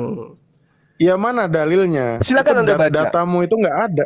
Coba Anda baca mulai dari Jadi Lukas Yesus- 4 nomor 23 sampai sebentar, nomor 30. Sebentar. Gitu loh. Jadi Yesus itu disalib gara-gara dia nuduh orang sakit kusta. Betul. Berdasarkan Lukas 4 nomor 23 sampai nomor 30. Memang Gara-gara- tertawa karena kalian tidak Gara-gara memahami dia kitab nuduh kalian. Orang sakit gara-gara dia nuduh orang sakit kusta aja sampai yang turun itu Pontius Pilatus ya. Lah, ini Anda kan tahu nggak Pontius Pilatus itu siapa? ini kan laporan dari orang-orang Yahudi. Aduh. Halo. Laporan, brother. Bahkan kekaisaran pada masa itu tidak menemukan kesalahan apapun terhadap Yesus. Pahami itu Lah, dulu iya, ya, karena satu poin hukum itu. Yahudi. Hukum Yahudi mana yang mewajibkan membunuh orang karena menuduh sakit kusta? Coba. Loh, dia kan sudah kok- dengar. Baca kitab saudara, jangan justru dulu, saya jangan geli lari, gitu jangan loh. lari. Justru Sini, saya sini, geli, duduk, justru duduk, saya duduk, geli, jangan lari. justru Jangan saya lari, geli duduk, membaca duduk. kitab saudara. Kok Duduk. bisa-bisanya Yesus ini Duduk, dibunuh, Zuma. mau dibunuh Zuma, gara-gara duduk, penyakit kusta. Jongkok. Tiarap dulu sebentar. Anda yang harus Di mana tiarap. hukum Yahudi? Sebentar dulu, Zuma. Berdiri, Bung. Buka kitab saudara, Bung. nggak Masa usah, saya nggak usah. ngajarin, Bung? Bung, Di mana Lukas 4 hukum nomor Yahudi? 23, Bung. Baca. Kasihkan saya satu ayat hukum Yahudi di mana yang harus membunuh orang gara-gara menuduh sakit kusta. Bukan masalah keharusan. Loh, Ini baca, duduk, ini duduk, baca. duduk. Ini Jangan kitab lari, loh. jangan lari. Halo, Kaget halo. ya. Jangan lari, Makanya Zuma. belajar. Lukas Belajar 4. apa? Makanya Saya mau sudah belajar kasih dari data kamu. loh teman-teman. Lukas 4 nomor 23 sampai nomor 30. Ya, Yesus ingin dibunuh gara-gara hukum apa? Yahudi. Gara-gara mengatakan Israel itu keturunan penyakit kusta. Hukum Yahudi yang mana yang mengatakan harus menyalibkan orang gara-gara nuduh sakit kusta? Lah itu baca Lukas 4 nomor 23 sampai nomor 30. Mana? Anda katakan mana, berarti saya wajib hukumnya memberikan data. Data sudah aku kasih. Mana? Bacakan. Lah baca Saya lah. amat senang. Jangan-jangan Anda nggak tahu.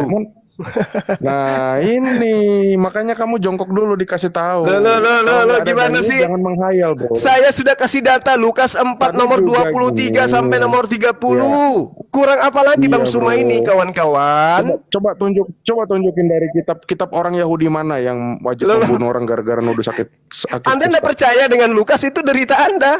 Saya hanya mengatakan itu ada di kitab saudara. Loh, kan? Ya betul tuh Bang Iya, Suma. kan? Ya selain itu ada di Matius juga 12 ayat Jawab dulu 34. Iya itu dia Ya. makanya. Hai Silakan. kamu keturunan ular Silakan. beludak, bagaimana kamu dapat mengucapkan hal-hal yang baik sedangkan kamu sendiri jahat? Jadi di antara dikatakan Bang Juma itu, Yesus juga menyebut mereka keturunan beludak, ular beludak, makanya mereka Jadi, marah kepada Yesus. iya bagus. Ya. Jadi Yesus dibunuh gara-gara mengolok ular beludak. Loh, saudara ini itu gimana kata sih? Bang Kok diam? Ya. Datanya kan ada tuh. Jauh. Bukan Matius 12. Baca Matius 12 Sebentar. ayat 34. Yesus disalib gara-gara dia nuduh ular beludak. Loh, kita kasih data loh. Kok malah jadi kayak Oh, begitu? Lukas 4 nomor kalian berdua duduk 23 dulu, jangan lari. nomor 30. gitu loh. Teman-teman penyakit apa yang dianut oleh saudara kita ini? Kita kasih data dari kitabnya sendiri, malah dia nggak mau baca. Ya carikan saya Udah separah itu kah? hukum. Carikan saya kalau gini Udah loh, separah itu kah? brother. Kalau dengar dulu ya Iya, Zuma iya, ya, gimana, sama gimana, Pak Ikhwan ya. Gimana? Ya. Justru karena di PL itu ya orang yang menghujat Tuhan atau menyamakan diri dengan Tuhan itu harus dibunuh. Makanya aku tanya, aku punya dalil nih. Kalau kalian dalilnya di mana bahwa orang harus dibunuh gara-gara menyebutkan orang lain sakit kusta atau menyebutkan orang lain ular beludak? Monggo, berdua. Ya kan jelasin. makanya Anda baca dulu datanya. Jangan lari-lari, duduk Loh, dulu. justru duduk. Anda yang Jangan lari. Datanya Justru mana? Anda yang lari. Aku kasih data loh, Bung. Astagfirullah. Astagfirullahalazim. Saya sudah Kamu kasih jago data bahasa Lukas Arab. 4. Kamu jago bahasa Arab itu bukan gara-gara kamu ngerti berarti. Cuma ngulang-ngulang doang, cuma Anda kan hafal. minta Makanya tuh, kamu mana pertanyain- datanya? Sebentar, makanya Mana kamu datanya pertanyain Yesus masalah mau logika. dibunuh? Sebentar. Makanya Mau disalib. kamu pertanyain masalah logika Gara-gara begini, kamu bingung. gara-gara nyebut Bani Israel itu kena penyakit kusta. Aku kasih data. Kenapa nggak ada baca? Iya, mana datanya? Lukas 4 nomor Ayat 23 berapa? sampai nomor 30. Iya, Lukas 4 nomor 23. Yuk, Sampai kita cek nomor dulu. 30. Sebentar, Iya, sebentar. silakan. Ya. Mudah-mudahan ada ya. Yesus itu disalib bukan Bacain karena dulu, Pak Ikhwan, menyamakan bacain. diri. Ya, bukan karena Yesus menyamakan diri dengan Allah. Karena Yesus sendiri mengatakan dalam Yohanes 5 ayat 30, aku Yesus tidak Oke. dapat berbuat apa-apa dari diriku sendiri. Aku menghakimi taruhlah sesuai dengan perkataan. apa yang aku dengar. Dan penghakimanku adil sebab aku tidak menuruti kehendakku sendiri melainkan kehendak Dia, Allah yang Kalau mengutus Yesus- aku.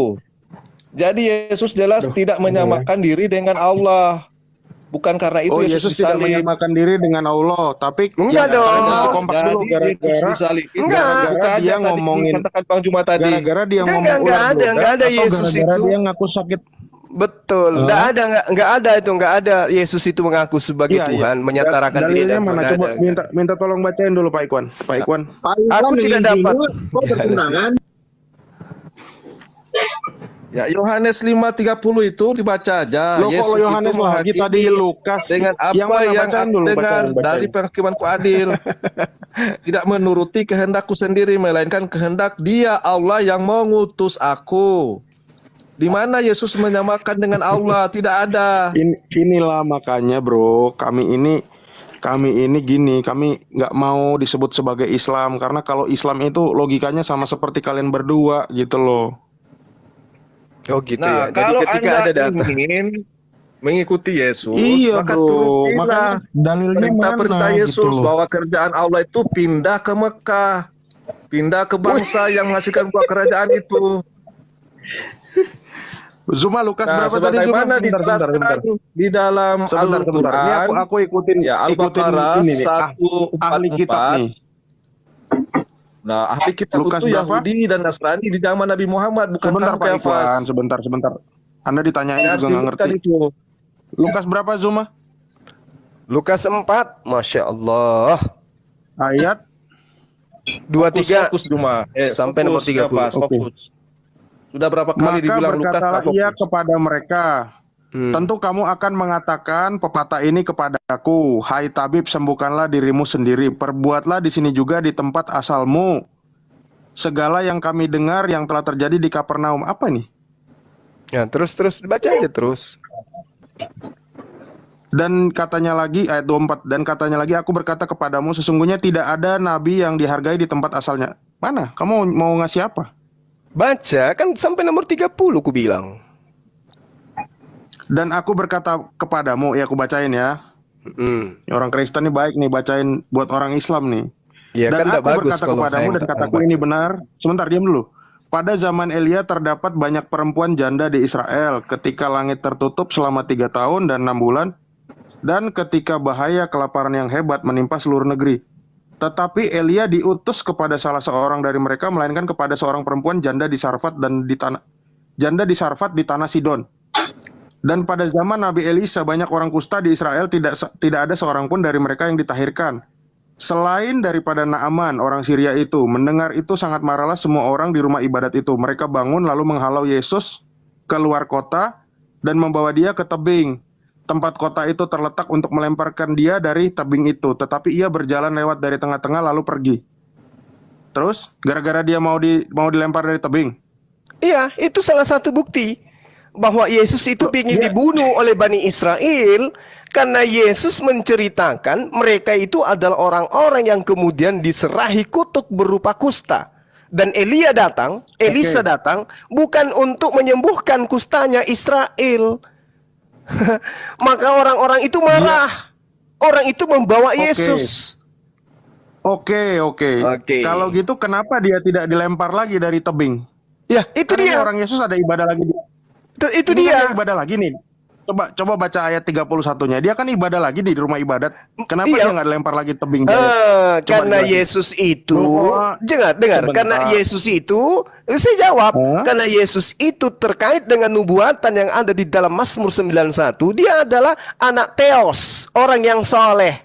Maka dia tidak akan kena musibah. Inilah yang diceritakan oleh Al-Quran. Dia itu adalah hamba Allah yang dilindungi oleh Allah. Tidak mungkin kena musibah. Kenapa kemudian mereka ingin membuang Yesus di tebing? Kenapa? Karena dia tidak mengajukan kepada pemerintahan Pilatus. Pemerintahan Romawi ketika ada penjahat memang disalib. Tapi hukum Yahudi bukan penyaliban gitu loh. Ini udah jelas ya? Ini udah jelas ya? Dia ke rumah ibadat lah. Ya baca dulu dong. Makanya kamu baca dari 30 kamu baca lagi ke 31. Ini dia datang lagi ke rumah ibadat. Kenapa di berikutnya dia tidak dilempar lagi? Kenapa malah dibiarin? Iya, karena mereka kan melihat Malah Yesus orang-orang ini ngomong gini. Orang-orang ini gini ngomong ya. Lalu keluar daripadanya dan sama sekali tidak menyakitinya, dan semua orang takjub lalu berkata seorang kepada yang lain, alangkah hebatnya perkataan ini sebab penuh wibawa dan kuasa. Ia memberi perintah kepada roh-roh jahat dan mereka pun keluar. Ini di rumah ibadat. Mestinya di ayat 30 dia mau dibuang, tidak jadi. Di ayat 31-nya ini dan selanjutnya dia dibuang lagi dong. Iya. Kenapa dia nggak dibunuh cuma? Itu bukti Yesus tidak melanggar hukum Taurat. Lah iya, ini jadi cuma cocok logi kalau kulihat. Coba Pak Ikwan ayatnya di mana Pak Ikwan? Makanya saya katakan kepada saudara. Pak Ikwan sekarang. Pak Ikwan ayatnya mana tadi yang? Makanya saya katakan kepada saudara. Sebentar dulu. Bukan karena yang Anda tuduhkan itu. Sebentar, Pak Ikwan. Ular beludak. Tadi kamu udah gagal. Ular beludak mana ayatnya? Itu jelaskan. Loh kamu dulu. Ini biar kita jelasin masalah dibunuhnya kenapa gitu loh. Lah, Anda kan yang membawa narasi. Anda yang membawa narasi bahwa Yesus itu ingin dibunuh oleh orang Yahudi karena Yesus mengaku sebagai Tuhan, dan itu tidak ada. Brother Zuma. Saya sudah membuktikan gagal. Yesus mau dibunuh oleh orang Yahudi karena Yesus mengatakan orang Israel itu orang kusta.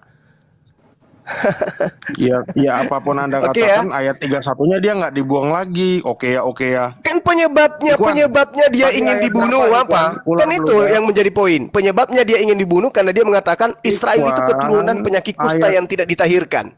Marah mereka. Gini Jadi loh, bukan karena yang mengaku dimaksud Tuhan. itu pelanggaran hukum, katanya tadi menjunjung tinggi hukum Musa. Sekarang malah di luar konteks itu.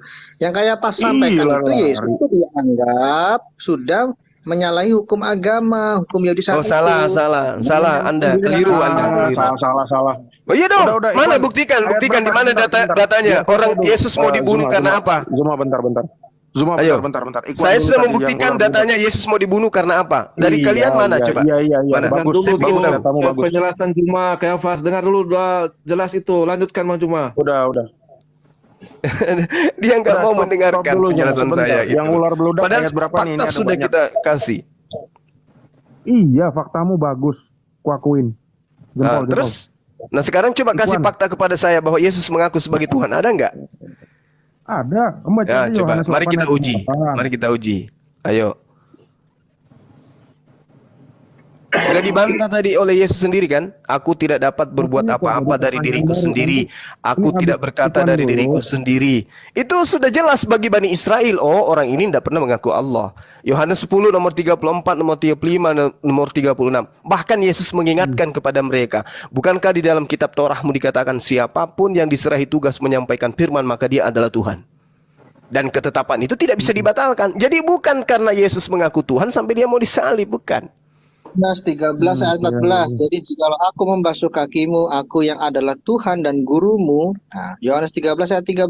Kamu menyebut aku guru dan Tuhan. Dan katamu itu tepat sebab memang akulah guru dan Tuhan.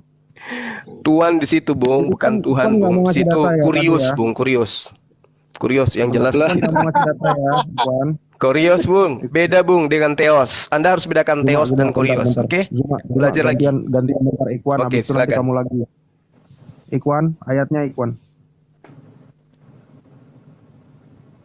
Kan langsung mendadak ini kan. Ya sudah cukup yang tadi.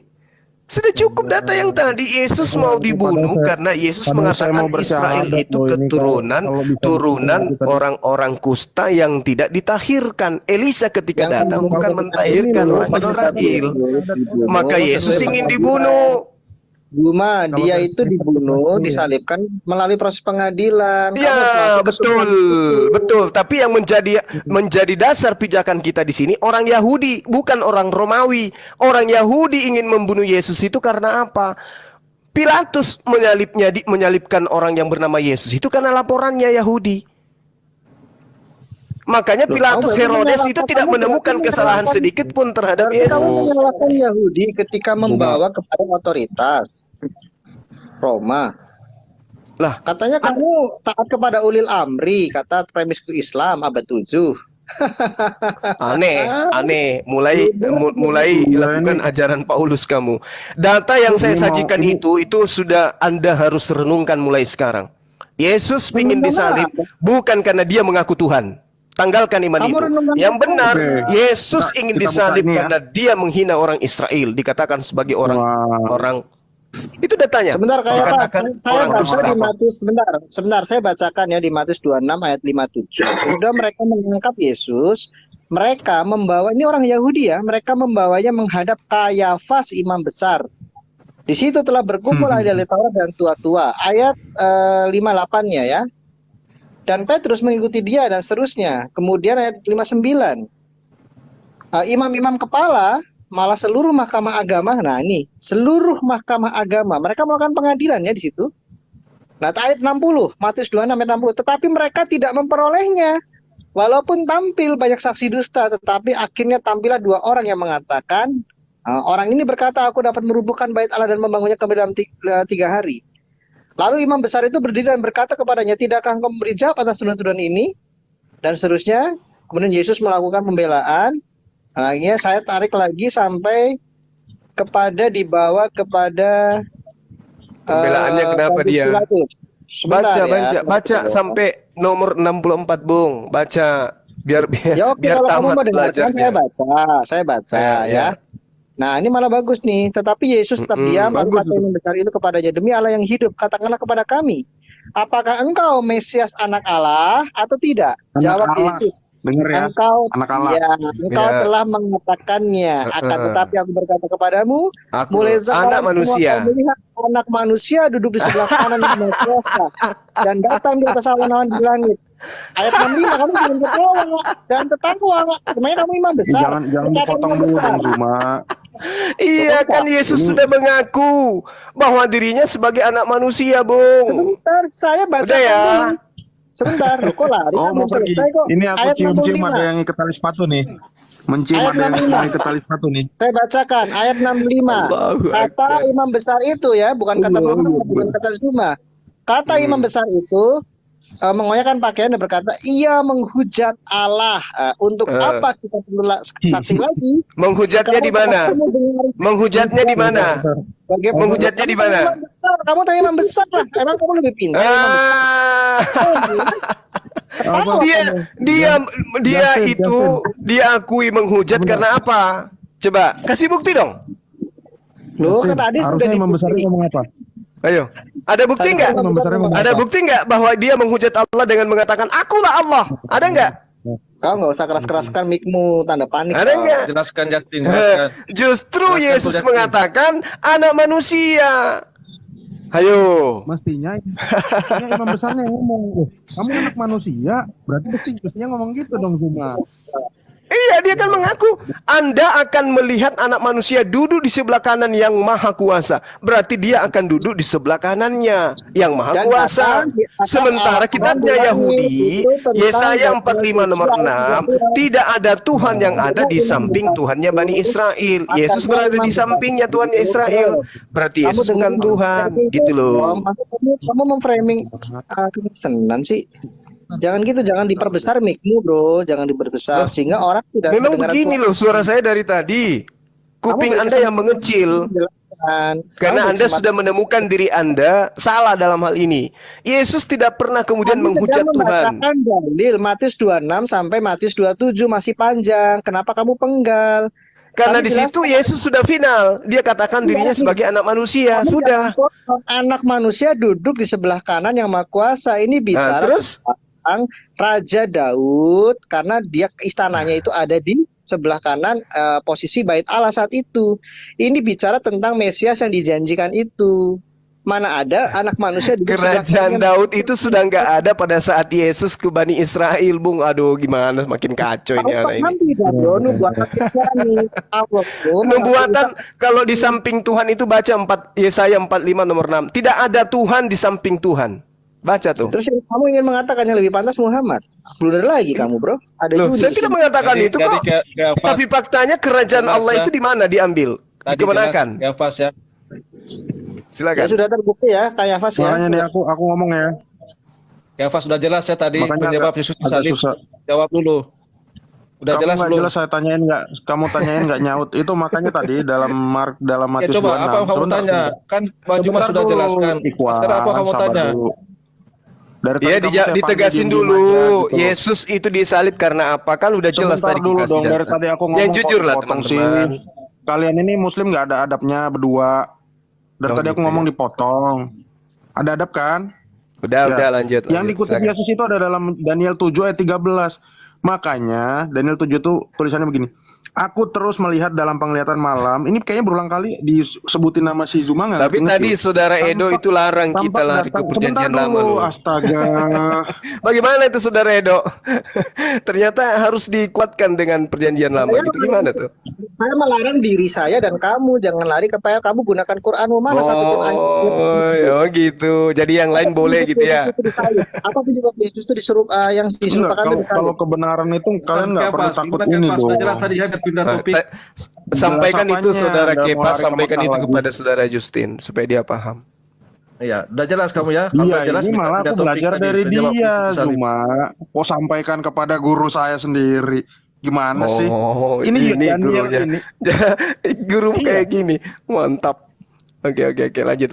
Ya. Gini loh Zuma, Ini Anda dulu. itu Kayak Fas, sebentar. udah Zuma, jelas Yesus disalib Zuma. nggak tadi penyebabnya? Sebentar dulu Karena- Ikhwan, Anda dari tadi saya panggil nggak nyaut itu loh. Sekarang tiba-tiba banyak cincong. Sabar dong. Saudara Ikhwan gantian. jangan buat teman-teman Gini loh kita Zuma, panik. Zuma. Ada satu menjelaskan. Iya panik nih, gua udah mau mualaf nih. Tangan gua udah bertasyahud.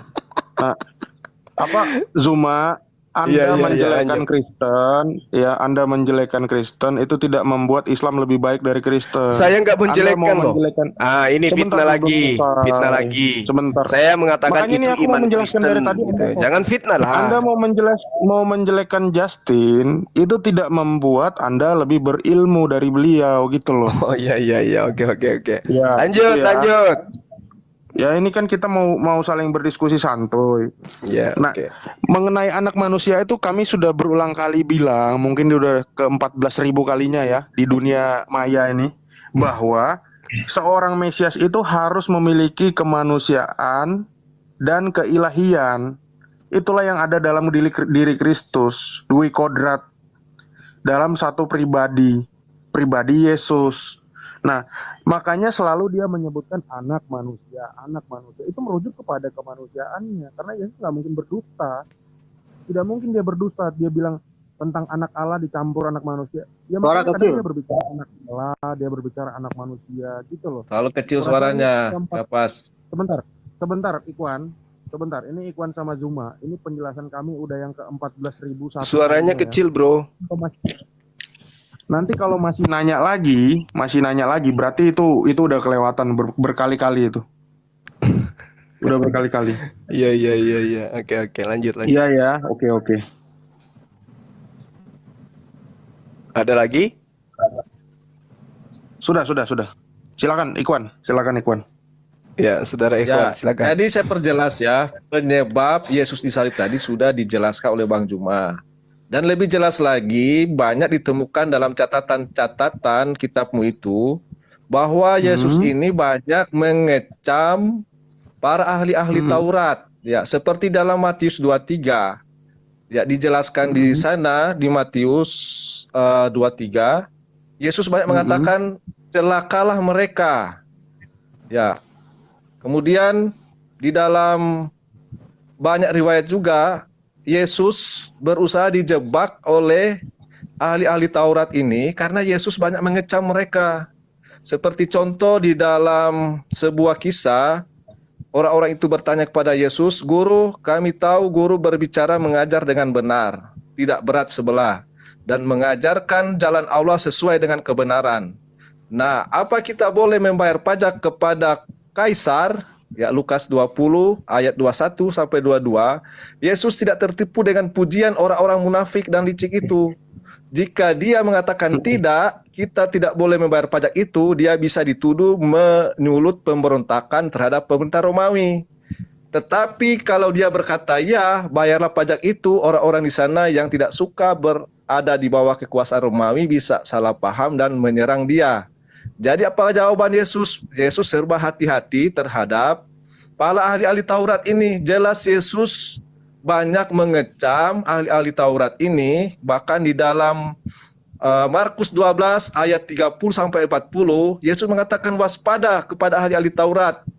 Ya, dalam pengajarannya Yesus berkata, hati-hatilah terhadap ahli-ahli Taurat yang suka berjalan-jalan, memakai jubah panjang dan suka menerima penghormatan di pasar, yang suka duduk di tempat terdepan di rumah ibadat dan di tempat terhormat dalam perjamuan, yang menelan rumah janda-janda, mereka mengelabui mata orang dengan doa yang panjang-panjang, mereka ini pasti akan menerima hukuman lebih berat. Jadi dengan kecaman-kecaman Yesus ini, inilah yang menyebabkan Yesus itu disalib, bukan karena dia mengaku sebagai anak Allah atau setara dengan anak Allah. Karena dalam riwayat lain justru ahli Taurat ini memuji-muji Yesus melaksanakan sesuai dengan perintah Allah. Jadi jelas ya Bung Kayafas. Kemudian buat Bro Justin ya. Pak, sebelum lari ke Justin, dijelasin sekalian. Sebentar. Dijelasin juga nanti kenapa Yesus nyebut ular bludak. Iya, sebentar dulu. Kenapa Yesus nyebutnya ular bludak? Iya, Yesus mengecam mereka Saduki dan Farisi sebagai ahli Taurat yang tidak melaksanakan perintah-perintah kitab Taurat. Iya, kenapa harus ular bludak? Kenapa nggak kambing, kerbau, sapi? Kenapa harus ular bludak? Ya, sebentar dulu, jangan potong dulu. Ya, kembali kepada kerajaan Allah tadi. Ya, ini Bang Justin, kita sudah berkali-kali bahas di Zoom FIC. Maka apa yang dikatakan dalam Kejadian 49:10, tongkat kerajaan tidak akan beranjak dari Yehuda ataupun lambang pemerintahan di antara kakinya sampai ia datang yang berhak atasnya, maka padanya akan takluk bangsa-bangsa. Bangsa-bangsa akan ditaklukkan oleh yang berhak, ya ditaklukkan dengan peperangan. Dan peperangan diizinkan kepada Nabi Muhammad SAW ketika Arab lagi larinya, mantap. Nah, kemudian Yesus berkata, kerajaan Allah akan diambil daripadamu dan akan diberikan kepada bangsa lain. Dan jelas bangsa lain, sekali lagi ini tadi sudah jelas, bukan di Romawi atau bukan di bangsa itu. Di dalam Lukas 13:34, Yerusalem, Yerusalem, engkau akan membunuh nabi-nabi dan melempari batu orang-orang yang diutus kepadamu. Sesungguhnya rumahmu ini akan ditinggalkan dan menjadi sunyi. Kemudian 9 bulan setelah kenabian Nabi Muhammad, turunlah proses berkesinambungan apa yang dinubuahkan para nabi terdahulu dalam Al-Baqarah 144, yang artinya sebagai berikut. Ya, hadapkanlah wajahmu ke arah Masjidil Haram dimanapun kamu sekalian berada. Hadapkanlah wajahmu ke arah itu. Sesungguhnya orang-orang yang diberi kitab benar-benar mengetahui bahwa pemindahan kiblat ke Masjidil Haram itu adalah kebenaran dari Tuhan mereka. Allah tidak lengah terhadap apa yang mereka kerjakan. Jadi sesungguhnya orang-orang ahli kitab itu yang dari golongan Yahudi ketika itu mengetahui bahwa perpindahan kiblat ini akan pindah ke Mekah. Makanya ada dalam sejarah juga bangsa Yahudi sebelum kedatangan Nabi Muhammad, mereka itu dengan kafilah-kafilah besar hijrah dari Yerusalem ke Madinah yang saat ini kita kenal dengan Khaybar. Dan itu kafilah-kafilah besar salah satu tujuannya adalah menunggu kedatangan sang nabi itu. Tetapi mereka menolaknya ketika sang nabi itu ternyata lahir dari bangsa Arab. Jadi jelas ya antara apa yang menjadi penyebab Yesus disalib, kemudian kerajaan Allah itu jelas bahwa kerajaan itu adalah hari ini kerajaan Tuhan, kerajaan tauhid di muka bumi ini hanya berada di Mekah, kekal selamanya. Takbir. Ya, Brother Justin sebentar. Aku tadi mengajukan pertanyaan tambahan. Kenapa Yesus menyebut itu ular beludak menurut Pak Ikhwan? Bagus nih penjelasan Pak Ikhwan. Pengen bersyahadat saya. Lanjut Pak Ikhwan. Kira-kira kenapa? Kok bukan Yesus nyebutnya kambing, kerbau, kucing, unta gitu? Kenapa dia nyebutnya ular beludak? Pertanyaannya. Ya, menurut kamu kenapa itu? Kamu lebih tahu menjelaskan. Menurut kamu kenapa? Menurut Pak Ikhwan. Ya karena Yahudi itu umat yang tegar tengkuk. Tegar tengkuk, ular tegar tengkuk. Ya karena Yahudi itu bangsa yang tegar tengkuk, bangsa yang ingkar janji. Saya jawab boleh? Ular. Ya silakan. Bentar. Ini kan yang jawab Kristen. Aku bertanyakan dulu biar lebih cantik pertanyaannya. Kenapa ular beludak menurut Pak Ikhwan? Sekali lagi aku tanya. Susah lah Pak. Kalau tidak tahu nanti aku yang ngajarin. Iya. Ajarin aja. Saya Pak jawab. Ajarin nggak? Ajarin aja dulu. Mereka nggak tahu. Ajarin dulu. Kenapa ular beludak? Kenapa Yesus ular beludak? Kenapa dia nggak bilang kambing, kecoa, bunting? Kenapa dia nggak ngomong gitu? Oke, saya boleh jawab nggak nih? Oke, nggak apa-apa. Boleh. Silakan. Oke, baik. Jadi Anda harus melihat konteks dari data itu. Ya. Ular beludak itu merujuk kepada siapa? Orang-orang Yahudi, orang Israel. Apa pembuktiannya? Yesus mengatakan di dalam Matius 23 nomor 36, aku berkata kepadamu, sesungguhnya semua ini akan ditanggung angkatan ini. Nah, kenapa mereka disebut ular beludak? Ular itu identik dengan iblis. Iblis itu sifatnya menyesatkan. Setiap datang nabi kepada mereka, kalau tidak dianiaya dibunuh. Iya, kenapa?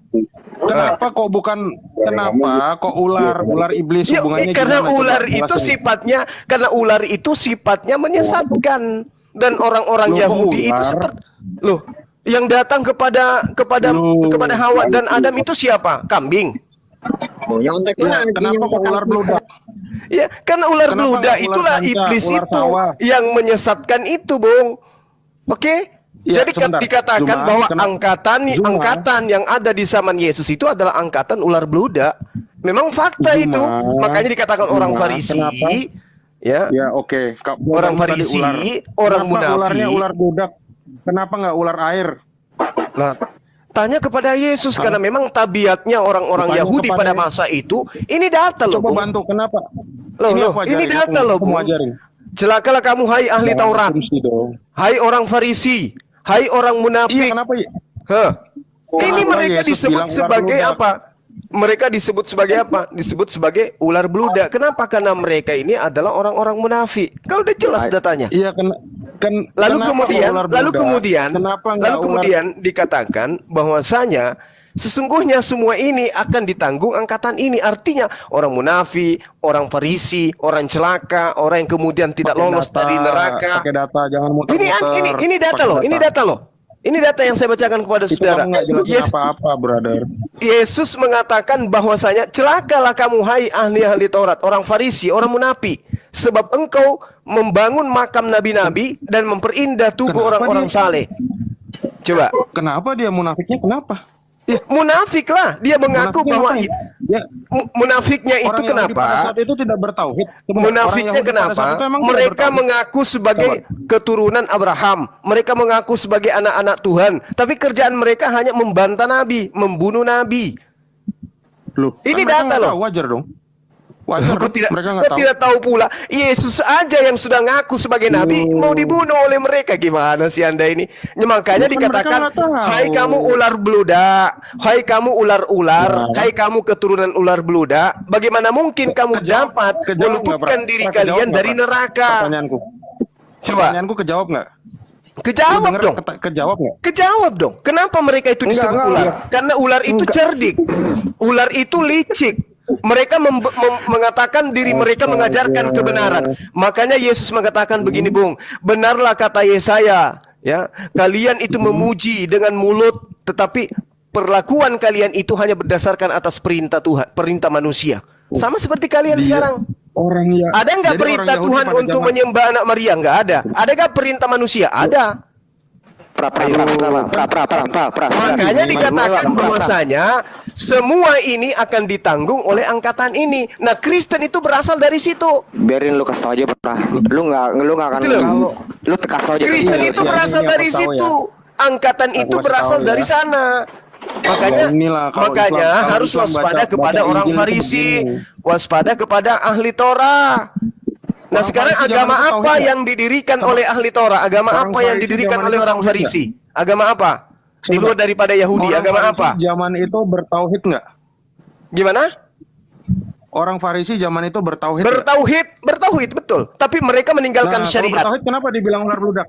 Ya Kenapa dia dibilang ular karena beludak? mereka Menolak cuman Yesus. bertauhid di mulut, perintah Tuhan ditinggalkan. Makanya mereka disebut munafik. Hayo. Oke kawan-kawan, makanya saya katakan ketika saya tanya, Kristen ini didirikan oleh ahli kitab, orang ahli Torah atau bukan? Bukan. Oke, saya kira cukup untuk sementara teman-teman sekalian. Saya hargai pendapat saudara. Jelasin loh. Belum Dialog Belum ini dikasih hanya tahu loh, sebagai Bang. materi Ini belum kita dikasih untuk- tahu. Ini belum dikasih tahu, Enggak, Bang. Dek. Saya dari pagi loh di sini. Saya Oh, harus lu mau? pamit karena Oke, saya harus oke, naik oke. ke gunung ya. Oke. Oh, kalau kayak Teman-teman, gitu nggak saudara apa-apa. Jaipas, kemudian siapa tadi? John Edo, Aderion, dan Aku juga belum saudara jelasin Kaiser. loh, belum Saya jelasin. minta Iya, maaf. dia belum jelasin loh, Bang. Biar dia lu denger dulu dah. Ya udah, Tunggu dulu. oke. Silakan. Di dalam Silakan. Aku mencium ada yang mau tutup, lari nih. ya di dalam Al-Qur'an apa yang dikatakan Yesus itu kepada Bani Israel itu Dengar dulu, Bang. Ya, Bang kalau Iwan, Maida Pak ayat Iwan, 78, Pak Iwan. Biarin dulu. Aduh, kepanjangan ya, nanti, Bang. orang-orang kafir dari Bani Israel telah dilaknat melalui lisan ucapan Jangan Daud dan lari dulu, aku belum menjelaskan. Kalian jangan lari dulu berdua. Maryam. Yang demikian itu karena mereka durhaka dan selalu melampaui batas. Ya jangan lari dulu, aku jelasin dulu ya. Jelasin, Bang. Oke, jelas Iya, ya, Pak. Epas. Ya udah, biar Oke. teman Ikhwan, biar sahabat teman-teman kita jelasin dulu.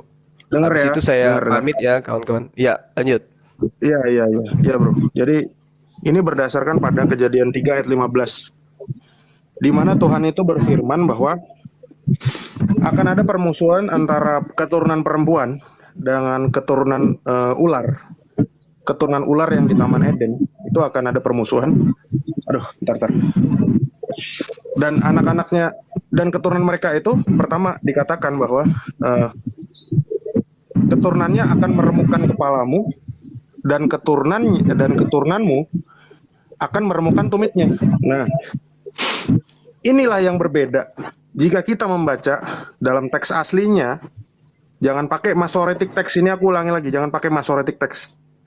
Dalam Masoretic Text di situ tertulis keturunanmu akan meremukkan tumitnya. Sementara kita tahu Yesus itu tidak ada tumitnya diremukkan. Dipaku itu bukan diremukkan. Karena dalam Yohanes 9 tertulis bahwa mereka Yesus dan melihat bahwa ia telah mati, mereka tidak mematahkan kakinya. Jadi tidak ada yang diremukkan. Nah, di dalam teks Septuaginta tulisannya adalah mereka akan memandang tumitnya, bukan meremukkan tumitnya. Kalian cek dalam Kejadian 3 ayat 15. Nah, apa yang mau disampaikan? Jadi keturunan ular itulah yang akan menggenapi bahwa akan menjadi musuh dari keturunan perempuan itu, yaitu keturunan siapa? Yaitu Kristus, anak Maria. Nah, ini tergenapi dalam apa? Lukas 23 ayat 35. Orang banyak berdiri di situ dan melihat semuanya. Pemimpin-pemimpin mengejek dia. Itu Lukas, itu pertama. Kemudian yang kedua, Markus 15 ayat 31. Demikian juga imam-imam kepala bersama-sama ahli Taurat mengolok-olok dia di antara mereka berdiri dan berkata orang lain ia selamatkan bla bla bla bla. Kemudian ada lagi di Matius 27 ayat 41. Demikian juga imam-imam kepala bersama dengan ahli Taurat itu dan tua-tua mengolok-olok dia. Ini alasan kenapa Yesus menyebut mereka sebagai keturunan ular beludak. Karena penggenapan keturunanmu akan melihat tumitnya, mengamati tumitnya. Itulah makanya Yesus menyebutkan setiap kali dia bertemu dengan orang Farisi dan imam-imam kepala, dia selalu menyebutkan ular beludak. Karena memang secara tradisi di dalam Septuaginta, jenis apa ular yang menggoda Hawa itu adalah ular beludak. Artinya Yesus itu sedang tidak berdusta saat dia mengatakan ular beludak. Nah, tadi si Ikhwan mengatakan bahwa Yesus dibunuh gara-gara mengolok orang Taurat, orang-orang ahli Taurat dan Farisi itu sebagai ular beludak. Nah, sementara kita tahu Yesus itu tidak mungkin berdosa. Kalau dia mengolok pasti berdosa kan. Nah, dia justru jujur dengan apa yang tertulis dalam kitab Taurat, dan ini digenapi. Ini digenapi. Nah, kalau ini digenapi artinya apa? Kejadian 3 ayat 15 itu benar-benar tergenapi secara sempurna. Artinya Yesus benar-benar meremukkan kepala ular itu. Dengan apa? Dengan penyalipan di kayu salib. Nah, makanya teman-teman muslim tadi waktu kami tanya, kenapa itu ular beludak dan segala macam, kalian muter-muter ya, karena ajaran kalian tidak ada penyalipan. Bagi kalian penyalipan itu hanya stuntman. Gitu teman-teman. Kurang lebihnya mudah-mudahan bisa dipahami. Oke, Terima kasih. baik, baik, Saudara Kepas, luar biasa jawabannya. Ya, itu menjadi catatan saya, teman. Dan juga saya berterima kasih kepada Bang Kaisar, Anda luar biasa hari ini. Ya, saya pamit ya, sahabat-sahabat ya. Nanti insya Allah sore atau malam saya gabung lagi. Siap. Bang Kaisar, makasih ya. Lu kemarin hari Jumat, Bang Juma, lu kan janji sama gua. Nanti sore Ini loh lu sama gua. semalam itu saya nyampe jam berapa coba? Iya, nggak apa-apa. Maksud gua nanti atau Itu besok juga pas nggak apa-apa. kamu masuk itu, aku baru nyampe itu di rumah deh. Iya. Nah, nggak Paham, mungkin lah saya bangunkan kamu. Kamu kan capek habis gitar seharian. Iya, oke, nggak apa-apa. Ya, mungkin Gua mau bahas malu ini, mungkin Bang. besok nggak usah lah. Gua tawarin judul. Kenapa Injil mesti ada? Ya, Itu. oke, sip. Oke, Bang. Baik, baik. Siap, Bang. Siap. Oke, baik. Oke ya teman-teman Oke, ya. Terima brother. kasih banyak ya. Semangat Thank siang. you. Yuk, mari. Yuk. Oke. Ya. Siap, mohon maaf kalau salah kata ya. Pak Assalamualaikum. Ikhwan, Zuma. Ya, baik, baik. Assalamualaikum. Yuk. Salam. Yuk. Selamat siang.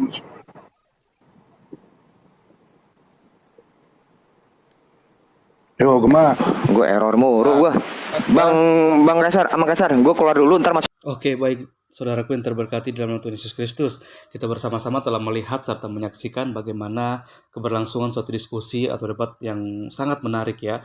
Yang dimana kita melihat lagi-lagi Ustadz Suma ini tidak pernah habis-habisnya, tidak pernah henti-hentinya dia membahas iman Kristen, membahas tentang isi Alkitab yang selalu saja dia putar balikan kebenarannya. Namun kalau kita melihat bagaimana para apologet Kristen sangat luar biasa. Mereka sangat luar biasa mematahkan setiap tuduhan liar, bahkan mematahkan setiap narasi liar dari seorang Ustadz Suma itu sendiri. Dan luar biasanya kita bisa melihat bagaimana teman-teman para apologet Kristen ini ketika mereka membawakan suatu narasi, ketika mereka memaparkan suatu data, mereka bisa mempertanggungjawabkan segala sesuatunya itu. Bahkan semuanya itu bisa dibuktikan kebenarannya karena memang apa yang mereka bawakan itu benar-benar sesuai dengan kebenaran firman Tuhan itu sendiri. Beda dengan Ustadz Suma. Ustadz Suma ketika dia menyampaikan suatu narasi pasti akan bertolak belakang dengan iman Kristen itu sendiri karena ya Ustadz Suma sendiri tidak memahami sebenarnya tentang iman Kristen. Memang dia hanya modal comot-comot ayat, modal terlalu banyak bicara lah seperti itu. Dan pada dasarnya dia sendiri tidak memahami apa yang dia sampaikan seperti itu ya. Dan bahkan ketika dia memaparkan suatu narasi atau membawakan suatu data, ketika para apologet Kristen bisa membantah setiap tuduhan-tuduhan dari Ustadz Suma ini, dia malah kepanasan, dia malah marah-marah, emosi seperti itu. Dan bahkan merasa diri paling benar dalam mentafsirkan isi Alkitab. Padahal kalau kita mendengarkan setiap data atau setiap narasi dari Ustadz Suma, semuanya itu pasti akan jauh atau tidak ada hubungannya sama sekali dengan iman Kristen itu sendiri. Karena memang pada dasarnya Ustadz Suma selalu saja hanya mau melontarkan tuduhan-tuduhan liar tentang iman Kristen itu sendiri. Puji Tuhan kita bisa melihat bagaimana para apologet Kristen sangat luar biasa, bisa membungkam Ustadz Suma, sehingga ketika kebenaran itu dibukakan, pastinya kebenaran itu tidak akan kembali dengan sia-sia, akan mendapatkan tempat bagi setiap orang yang mendengarkan, bahkan kita juga yang mendengarkan pasti akan terberkati, iman kita dikuatkan, dan kita juga harus bisa, dimanapun kita berada, untuk mempertanggungjawabkan iman kita. Ketika ada orang yang bertanya tentang iman kita menjelaskan dengan bahasa yang sederhana, dengan bahasa yang baik, yang pastinya semuanya itu berdasarkan dengan apa yang ada di dalam firman Tuhan itu sendiri. Terima kasih teman-teman, kiranya video ini boleh memberkati kita semua. Sampai berjumpa di video-video saya selanjutnya. Kiranya Tuhan Yesus memberkati kita semua.